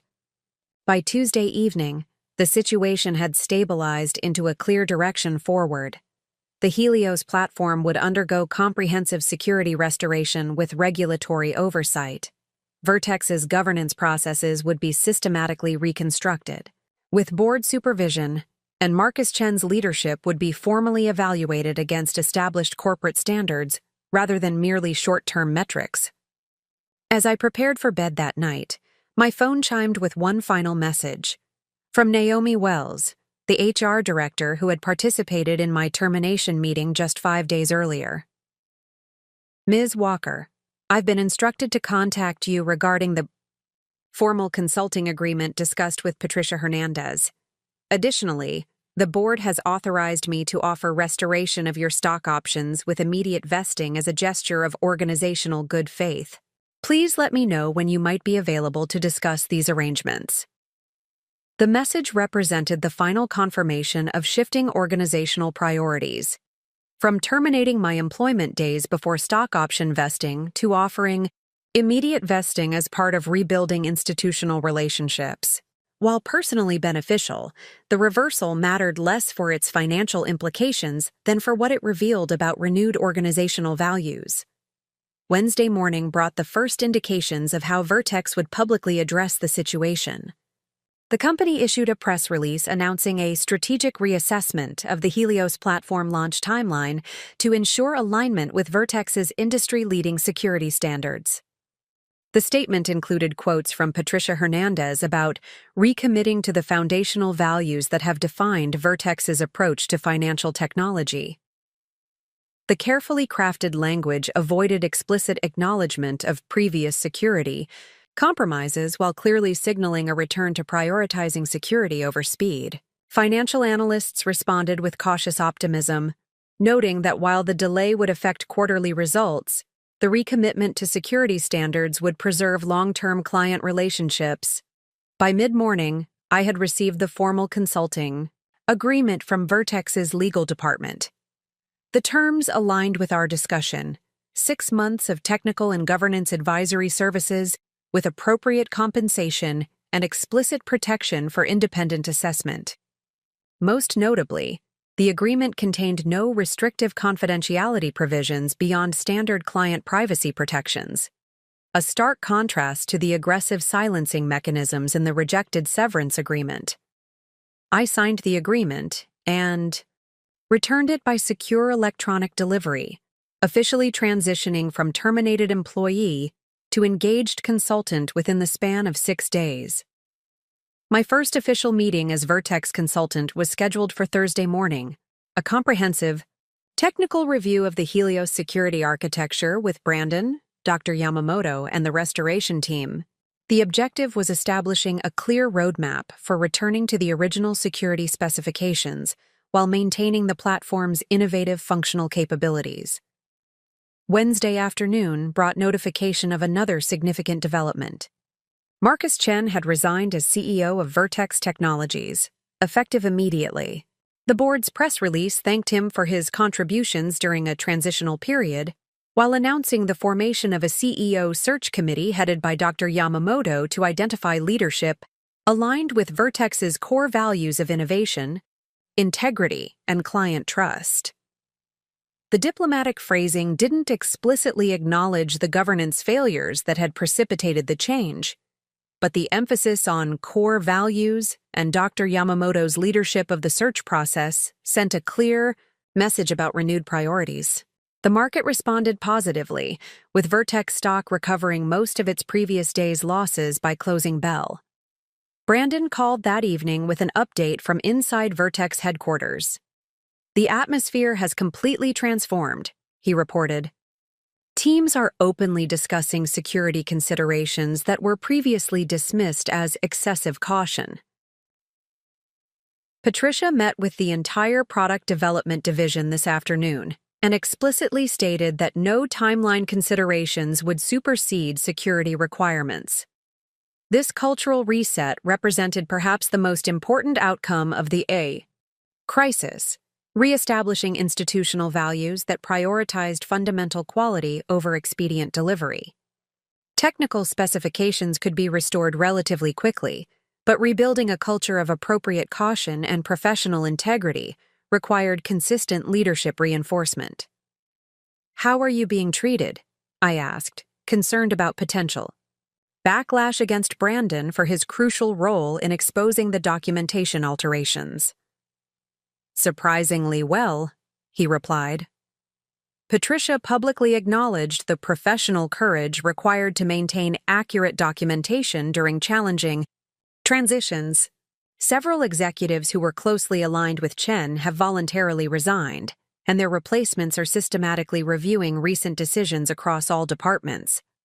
The cascading leadership changes suggested comprehensive organizational correction rather than merely isolated intervention regarding Helios. The situation had catalyzed a fundamental reassessment of Vertex's direction under Marcus Chen's brief tenure. Thursday morning found me returning to Vertex headquarters for the first time since my termination, this time entering through the main reception with an official visitor badge rather than being escorted out by security. The contrast wasn't lost on me, though it represented systemic correction rather than personal vindication. The technical review meeting was scheduled in the main conference room where, just 6 days earlier, I had been informed that my skills were outdated and my position eliminated. Now that same room held Brandon, Dr. Yamamoto, the core development team, and 2 representatives from the State Financial Services Regulatory Commission, a group assembled specifically to benefit from my perspective and expertise. Dr. Yamamoto opened the meeting with characteristic precision. "Our objective today is establishing a comprehensive restoration roadmap for the Helios security architecture. Ms. Walker's knowledge of the original specifications will be invaluable in identifying precisely which components require revision and in what sequence." For the next 3 hours, we methodically reviewed each security component, comparing original specifications with current implementation. The development team provided detailed status reports on modified elements, while the regulatory representatives offered perspective on compliance requirements for financial data processing systems. The collaborative process represented exactly the balanced approach that had characterized Vertex's most successful projects under Jonathan Ward's leadership. Technical innovation guided by appropriate governance, creative problem-solving constrained by security fundamentals. The work was challenging, but energizing. focused on constructive resolution rather than blame assignment.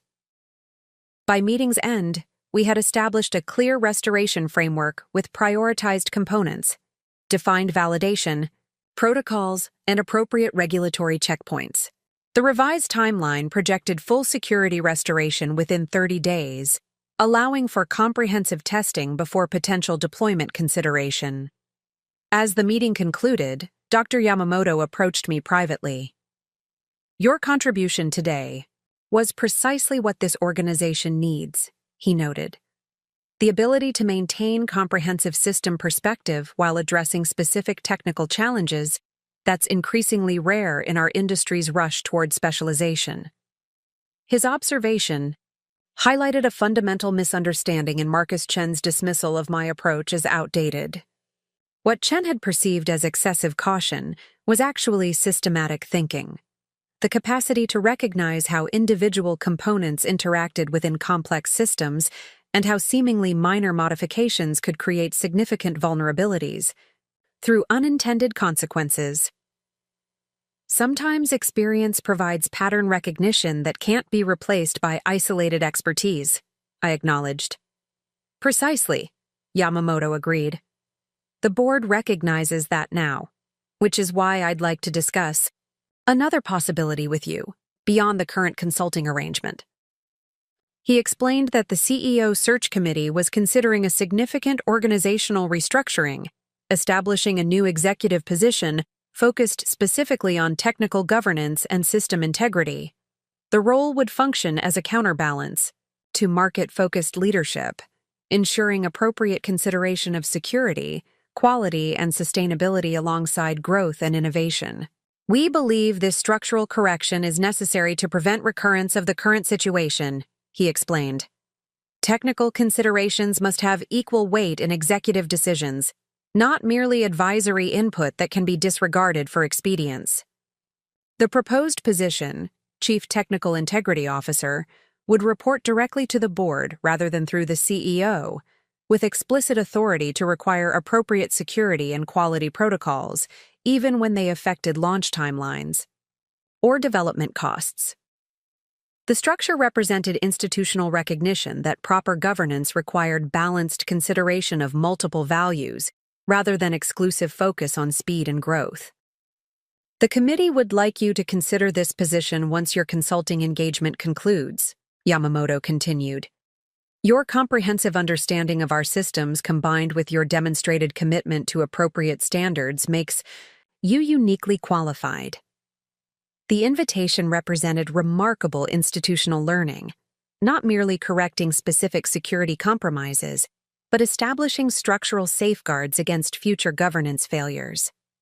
More personally, it reflected profound reassessment of exactly the qualities that Marcus Chen had dismissed as outdated just days earlier. As I left Vertex headquarters that afternoon, I passed the product development floor where teams were actively implementing the restoration framework we had established that morning. Through the glass walls, I could see engaged collaboration, animated technical discussions, and the focused energy of professionals recommitted to appropriate standards. After a period of compromised values, the site provided the most meaningful validation of all: confirmation that systems could be corrected, governance could be restored, and institutional values could be re-established when knowledgeable individuals chose to maintain professional integrity despite personal risk. The journey from terminated employee to valued advisor had taken just 1 week, but the transition represented something far more significant than personal career rehabilitation. It demonstrated that expertise, systematic thinking, and principled assessment remained essential in technology development, not outdated approaches to be discarded for expedience, but foundational disciplines that determined whether systems served people properly or exposed them to unnecessary risk. Marcus Chen had labeled my methodical perspective outdated in an environment that prioritized speed over substance. Yet that same methodical approach had ultimately revealed critical vulnerabilities, catalyzed necessary intervention, and guided effective restoration, proving through results rather than rhetoric that comprehensive understanding remained irreplaceable in creating trustworthy technology. The following weeks would bring significant work in rebuilding both technical systems and governance processes. The path wouldn't be simple or straightforward, requiring careful balance between innovation and security, between creativity and discipline. But the essential foundation had been re-established. Recognition that technology affecting millions of lives demanded meticulous attention rather than expedient approximation. As I walked through the plaza outside Vertex headquarters, I reflected on the extraordinary developments of the past week.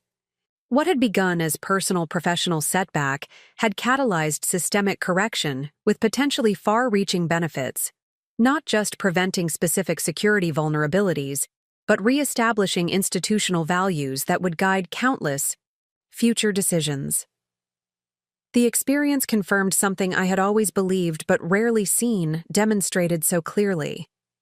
In technology, thoroughness wasn't an obsolete virtue, but an essential discipline. Being called outdated for maintaining appropriate standards wasn't an insult but a fundamental misunderstanding of what made technology trustworthy in the first place.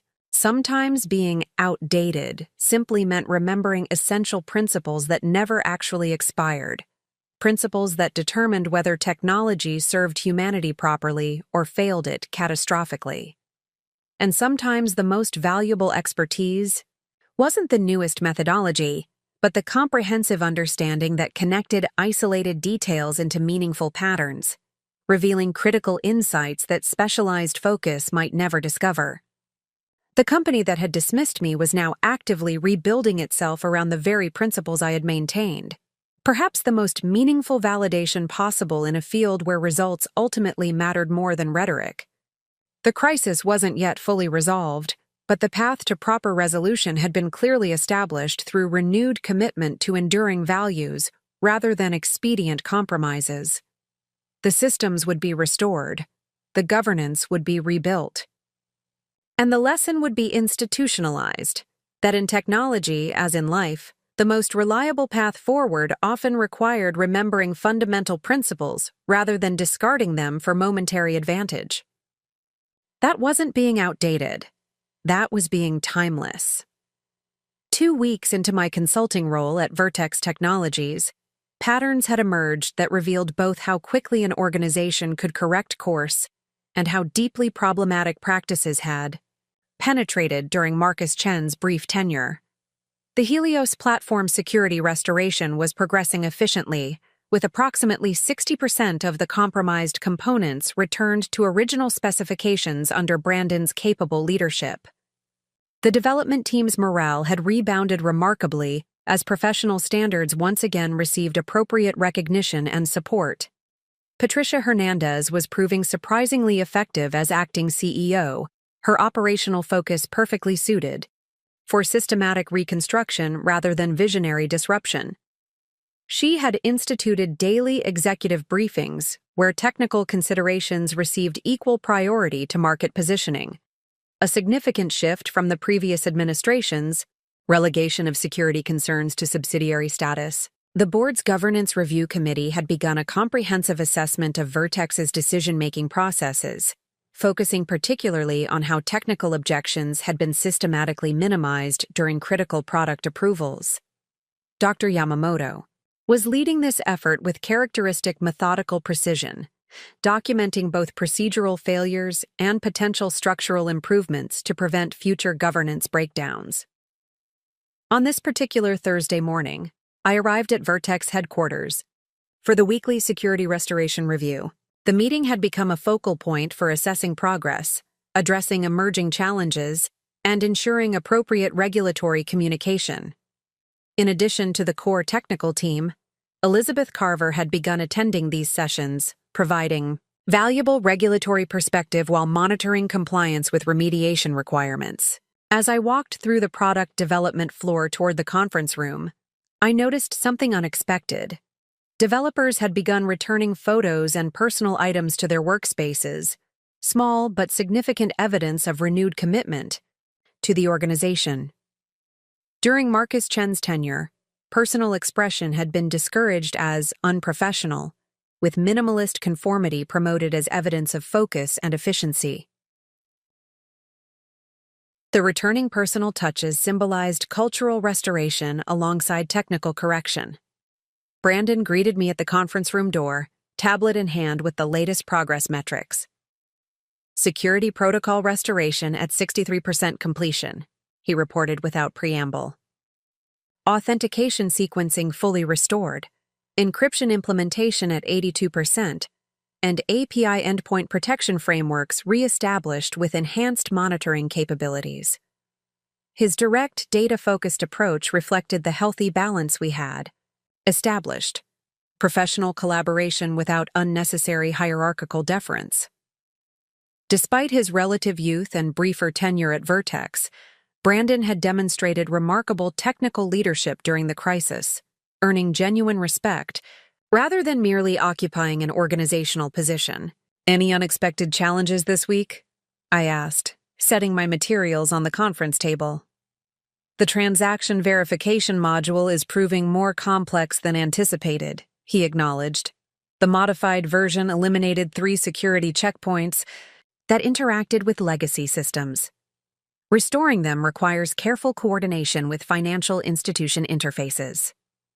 This represented exactly the type of system interconnection that Marcus Chen had failed to appreciate: the reality that enterprise technology rarely existed in isolation, but depended on complex interactions across multiple platforms, often including legacy systems that couldn't simply be replaced or bypassed without creating dangerous vulnerabilities. The meeting began promptly at 9 a.m., with representatives from each technical discipline providing concise status updates. Elizabeth Carver listened attentively, occasionally asking precise questions about implementation details or timeline projections. Her presence had initially created tension among team members unaccustomed to regulatory oversight, but they had gradually recognized her focus on systemic protection rather than individual blame. "The restoration metrics are encouraging," Elizabeth noted as the technical briefings concluded, "particularly regarding the encryption implementation and authentication sequencing. However, I'd like to better understand the transaction verification challenges you've identified." Brandon provided a detailed explanation of how the modified system had eliminated verification checkpoints that validated transaction authenticity across institutional boundaries, a critical security function despite its minimal impact on processing. Speed. The current challenge involved restoring these checkpoints without disrupting existing financial institution interfaces that had been configured to expect the modified protocols. "This highlights a critical governance consideration," I observed. "Security modifications don't occur in isolation. They create ripple effects across interconnected systems. Proper protocol would have required notifying financial partners about these changes during implementation rather than discovering the discrepancies during restoration." Elizabeth nodded with professional appreciation of the observation. "This exemplifies why governance frameworks must include explicit communication requirements regarding security modifications. Technical changes that affect multi-institutional systems create shared vulnerabilities that each participant has a right to evaluate." The discussion continued with collaborative problem-solving regarding the transaction verification challenges, ultimately producing a phased restoration approach that would maintain system functionality while progressively re-establishing security checkpoints. The solution wasn't merely technical, but included a carefully structured communication plan for financial institution partners. As the meeting concluded, Patricia Hernandez arrived unexpectedly. Her presence at technical reviews was unusual given her numerous responsibilities as acting CEO. "I apologize for the interruption," she began, addressing the room with characteristic directness. "But we've received information that I believe requires immediate consideration by this group." She explained that a major financial technology publication was preparing an investigative article about security vulnerability concerns in Vertex's financial processing systems. While the publication had requested official comment from Vertex regarding specific allegations, It appeared they already possessed detailed information about the modified security architecture and its potential implications. The reporter has documents showing security modifications that weren't disclosed to financial clients, Patricia continued. They're asking for confirmation that these changes were implemented without appropriate notification to affected institutions. The room fell momentarily silent as the implications registered. Someone with inside knowledge had provided specific technical details to the media, information that went beyond general concerns to include actual implementation specifications. The potential reputational damage extended beyond Vertex to affect client financial institutions whose systems interconnected with the Helios platform. When is the publication deadline? Elizabeth asked, immediately focusing on practical considerations. Tomorrow afternoon, Patricia replied. They've given us 24 hours to provide official response before going to press. Brandon exchanged glances with several development team members before speaking. The technical details they have, how specific are they? Patricia consulted a tablet containing the media inquiry. They reference modified encryption protocols, abbreviated authentication sequencing, and eliminated transaction verification checkpoints. They specifically ask whether these modifications were properly documented in client technical specifications. The level of detail suggested access to internal development documentation rather than merely general knowledge about accelerated timelines. Someone with significant technical understanding had deliberately exposed the security compromises to public scrutiny. This presents both challenge and opportunity, I observed after careful consideration. Challenge in managing potential reputational impact, but opportunity to demonstrate transparent remediation and recommitment to appropriate standards. Elizabeth nodded in agreement. Regulatory experience suggests that public disclosure of properly addressed vulnerabilities typically causes less long-term damage than discovery of undisclosed issues after implementation. Transparency about both the problem and its comprehensive resolution can actually rebuild institutional credibility. This perspective helped shift the conversation from defensive damage control to strategic transparency, recognizing that attempting to minimize or obscure the security compromises would likely cause greater long-term harm than acknowledging them directly while demonstrating comprehensive correction. What response approach would you recommend? Patricia asked, looking primarily toward Elizabeth and me.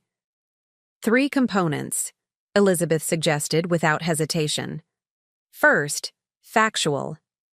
Acknowledgement of the identified issues without defensive qualification. Second, comprehensive outline of the remediation process already underway with specific completion metrics.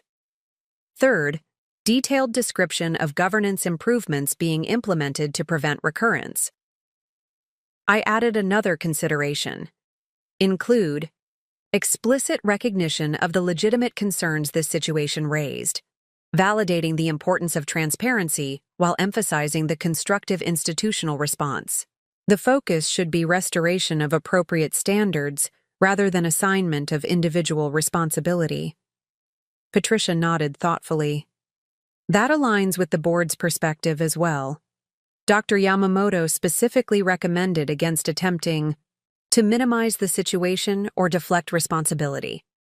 This approach represented remarkable institutional maturity, choosing substantive accountability over superficial image management, prioritizing genuine correction over perception manipulation. It reflected the fundamental values that had characterized Vertex under Jonathan Ward's leadership, temporarily obscured during Marcus Chen's tenure, but now re-emerging as guiding principles.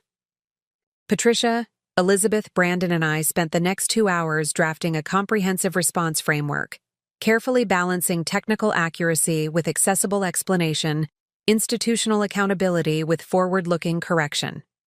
The final document acknowledged the security modifications without equivocation, detailed the restoration process with specific metrics and regulatory oversight, and outlined the governance improvements being implemented to prevent similar situations in the future.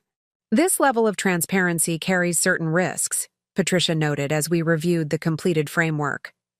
Competitors may attempt to exploit these disclosures in the marketplace. True transparency always carries short-term competitive risk, I acknowledged.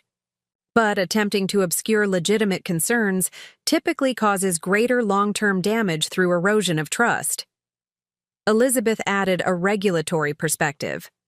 Organizations that demonstrate proactive correction and governance improvement typically experience more favorable regulatory outcomes than those attempting to minimize or conceal identified issues. The approach represented fundamental recommitment to the principles that had initially established Vertex's reputation, recognition that sustainable success in financial technology required prioritizing security and trust above momentary competitive advantage or quarterly metrics. The institutional learning reflected genuine recognition that Marcus Chen's philosophy had fundamentally misunderstood the requirements for enduring success in an industry where client trust represented the most valuable asset. As our drafting session concluded, Brandon raised a question that had likely occurred to everyone. Do we have any indication who provided this information to the publication? Patricia considered this thoughtfully before responding. The board has chosen not to initiate an investigation into the source. Their perspective is that the disclosure, while potentially challenging in the short term, ultimately serves the organization's legitimate interests by accelerating necessary correction. This judgment represented another significant shift from Marcus Chen's approach, which would likely have prioritized identifying and penalizing the information source rather than addressing the underlying concerns. The board's focus on substantive improvement rather than retribution demonstrated renewed commitment to organizational health beyond superficial control.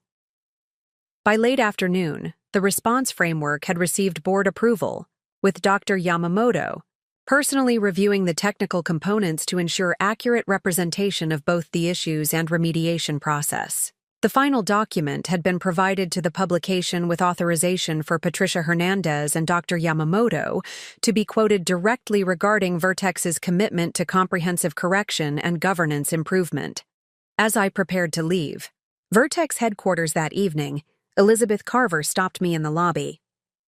Your influence on their response approach was significant, she observed. Many organizations in similar situations choose defensive positioning rather than substantive transparency. The credit belongs primarily to current leadership, I replied. Particularly Patricia's willingness to prioritize genuine correction over perception management. Elizabeth smiled slightly. Leadership creates the opportunity, but someone still needs to advocate for difficult truths. Your perspective helped shape an institutional response that may ultimately strengthen rather than damage Vertex's market position. Her observation highlighted an important reality that Marcus Chen had fundamentally misunderstood. In the financial technology sector, genuine trust ultimately mattered more than momentary advantage. Institutions processing financial transactions required partners who prioritized security and stability above acceleration and disruption, recognizing that innovation had enduring value only when built upon reliable foundations. The following morning, the anticipated article appeared with the headline, Vertex Technologies acknowledges security protocol modifications, details comprehensive restoration under regulatory oversight. The piece included direct quotations from Patricia Hernandez about Vertex's recommitment to the foundational security principles that established the company's reputation, alongside Dr. Yamamoto's detailed explanation of the governance improvements being implemented to ensure technical standards receive appropriate priority in future development processes. Most significantly, the article included confirmation from Elizabeth Carver that the State Financial Services Regulatory Commission was actively monitoring a comprehensive remediation process with appropriate verification protocols and client notification requirements. The market response was remarkably measured. Vertex stock declined approximately 3% in morning trading, but stabilized by midday, as financial analysts issued reports characterizing the situation as proactive governance correction, rather than fundamental organizational failure. Several analysts specifically noted the transparent approach as evidence of institutional maturity and recommitment to appropriate standards. Client response proved similarly constructive. Several financial institutions issued statements expressing appreciation for the direct communication regarding security considerations while confirming continued partnership with Vertex based on the comprehensive remediation process and regulatory oversight. Rather than triggering client exodus, the transparent acknowledgement appeared to be strengthening institutional relationships through demonstrated accountability. By early afternoon, Brandon reported that several major clients had contacted Vertex, requesting detailed briefings on the restoration process, not to evaluate continued partnership, but to understand how similar governance improvements might benefit their own organizations. The transparent approach was transforming a potential crisis into an opportunity for industry leadership regarding security governance. The board's executive committee held an emergency session to assess response to the public disclosure, with Dr. Yamamoto providing a detailed briefing on client and market reactions. Their conclusion, shared through Patricia to the executive team, reflected measured optimism. Initial responses suggest our transparency approach is rebuilding trust rather than diminishing it. Continue prioritizing substantive correction over perception management. Late that afternoon, Jonathan Ward called with his perspective on the unfolding situation. The board made the right decision embracing transparency, he noted, though it required significant institutional courage. The credit belongs primarily to current leadership, I observed, particularly Patricia's willingness to prioritize genuine correction over defensive positioning. Leadership enables the right decisions, Jonathan acknowledged, but someone still needed to advocate for transparency when defensive reactions would have been easier. Your influence has been significant, Sophia. His observation echoed Elizabeth's earlier comment, highlighting how organizational outcomes often depended on individual willingness to maintain principled perspective, even when expedient alternatives seemed superficially attractive. The transparent response hadn't emerged automatically, but required specific advocacy for uncomfortable truths rather than comfortable narratives. The interesting question, Jonathan continued, is how this experience will shape Vertex's future direction. Institutions often learn most effectively through successfully navigating challenges rather than avoiding them entirely. His observation reflected an important reality about organizational development, that meaningful growth typically emerged from effectively addressing difficulties rather than merely preventing them. Vertex was demonstrating impressive capacity to learn from its governance failures, potentially emerging stronger through substantive correction rather than superficial adaptation. The following days brought continued implementation of the security restoration process, with the technical team maintaining impressive momentum despite the public disclosure of the underlying issues. Brandon's leadership proved particularly valuable in maintaining focus on substantive correction rather than reputation management, prioritizing genuine security restoration over accelerated timelines that might create new vulnerabilities. 1 week after the public disclosure, Dr. Yamamoto convened a special governance committee meeting to assess progress on both technical restoration and institutional improvement. The session included comprehensive updates from each functional area alongside external perspective from regulatory representatives. The technical metrics are encouraging, Dr. Yamamoto noted as Brandon concluded his restoration update. But equally important are the governance improvements being implemented alongside security restoration. Patricia provided a detailed overview of the procedural changes already instituted, including restored technical review requirements, re-established compliance certification protocols, and enhanced client notification standards for security-relevant modifications.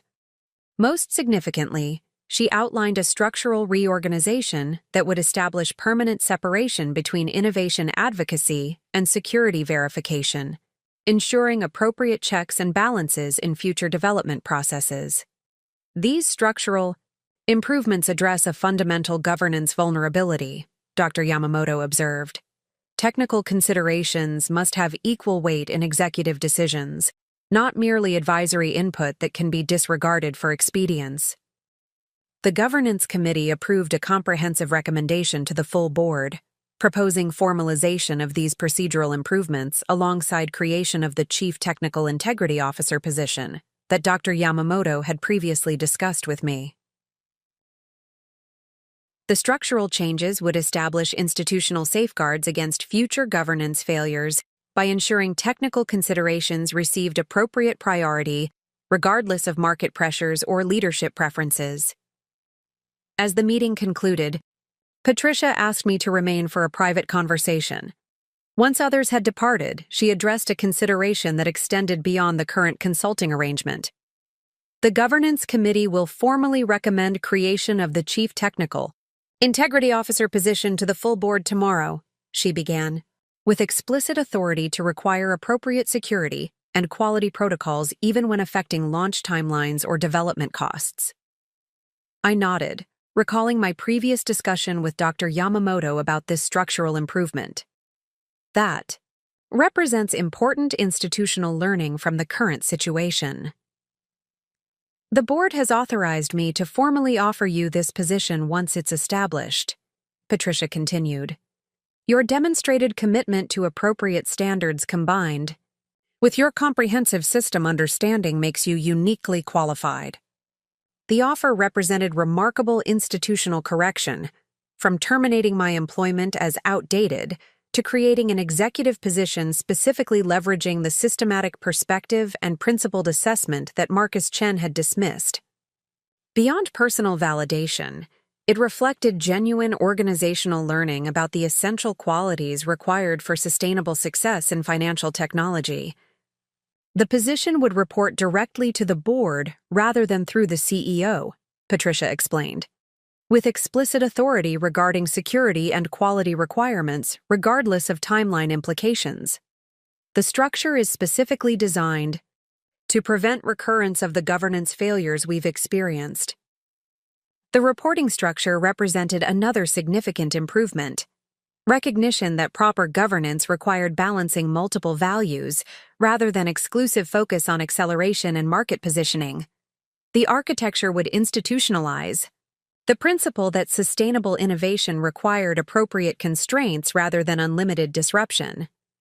Up next, you've got two more standout stories right on your screen. If this one hit the mark, you won't want to pass these up. Just click and check them out. And don't forget to subscribe and turn on the notification bell so you don't miss any upload from us.